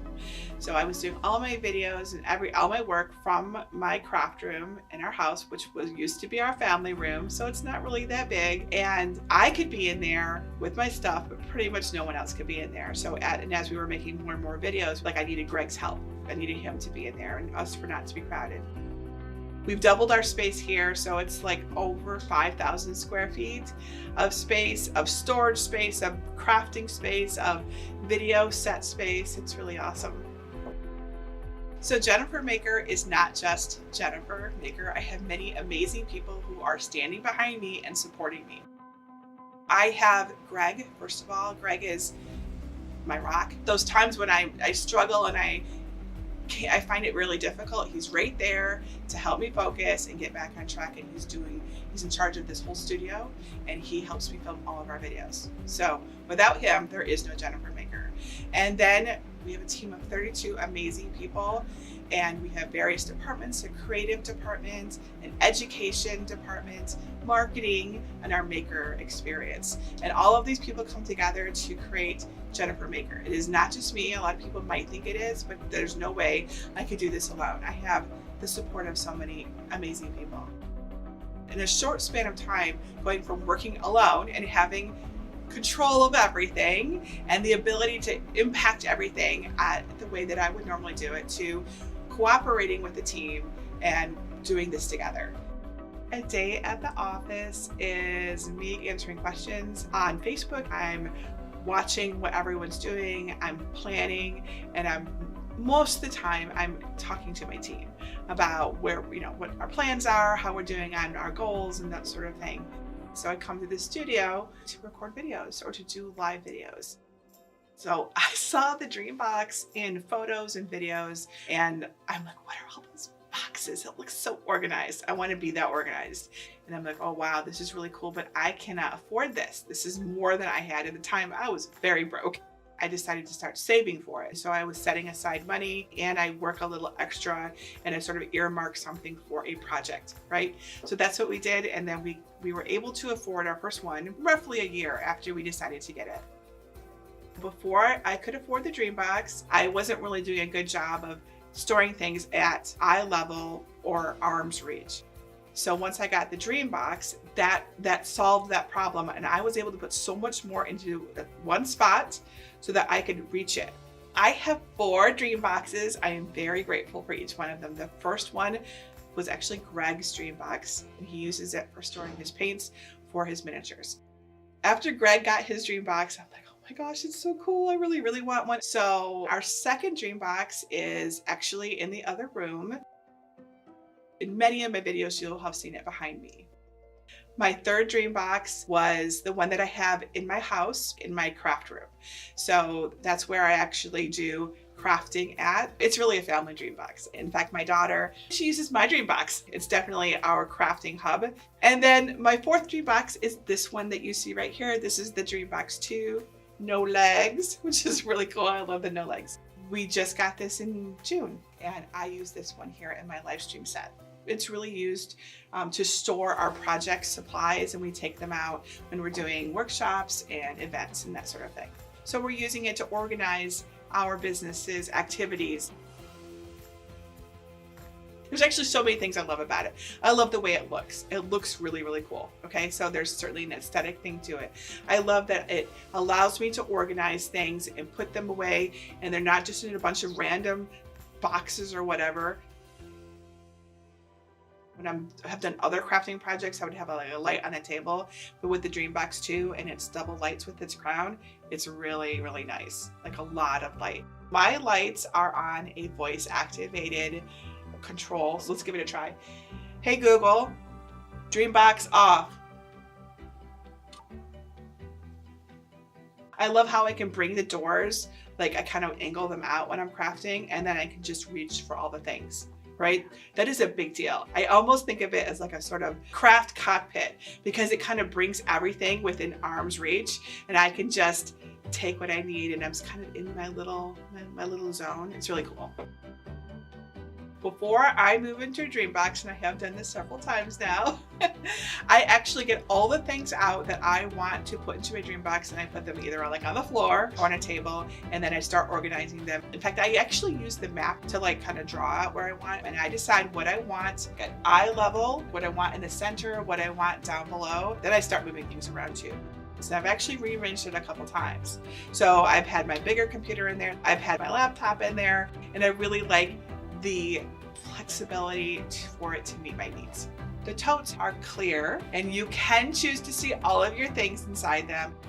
I get overwhelmed if I see everything. So I create tote liners. You'll see them in almost all of my dream boxes. It makes me feel more neat and clean and organized. I have them on my blog for anyone who wants them free. I would recommend the dream box to anyone who needs to organize things in a small space. That is where it really, really, truly excels. I cannot emphasize that enough. And you don't need to be a crafter to use it. Obviously, many of us are crafters, but I have seen dream boxes used for homeschooling, seen nail artists use it. Greg doesn't consider himself a crafter. He's painting, you know, so it just creates this like command center for you to do things at. These days, I'm mostly doing what I call technology-based crafting. So I'm using a machine to help me do more. Things like paper crafting and vinyl crafting, fiber arts of all kinds. And I love just also home DIY projects with power tools. So all the things, all the tools.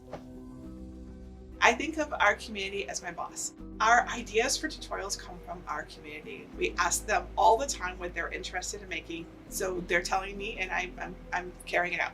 We let them guide us. I prefer to do projects that will reach the most people.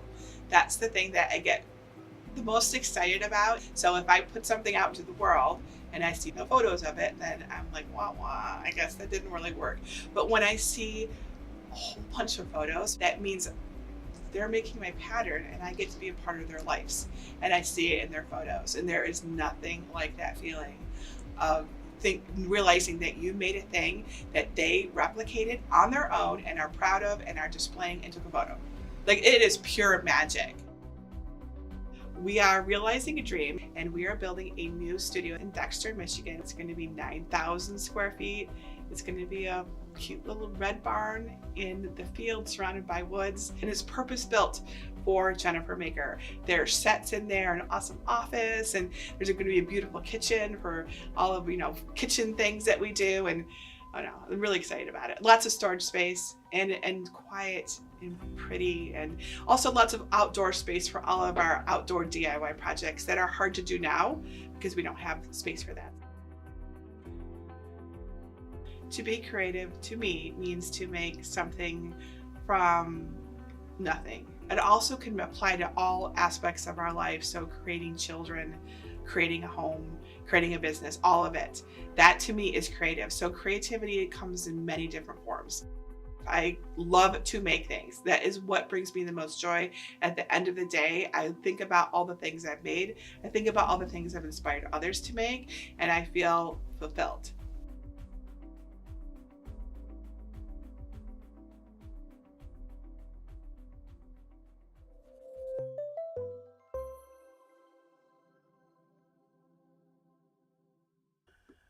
Hi again, everybody. All right, so now it's time for us to move into our afternoon live stream. I hope that you enjoyed the lunch and learn. That was really cool, wasn't it? It was. I love those videos. I think all of our guest teachers did a great job. All right, so I'm going to put the link up for the afternoon stream. It's at jennifermaker.com/Saturday afternoon. So I'm going to end this live stream. And if you're on YouTube, it'll actually tell you up next is it should show you the afternoon live stream. But if for any reason you get lost and you can't find it again, just go to jennifermaker.com/Saturday afternoon and you will be able to find us again. So I'll need a few minutes to get that out going again. And then we'll do our giveaways. And then at the top of the hour, we do our faux terrarium. So I'll see you in just a few moments.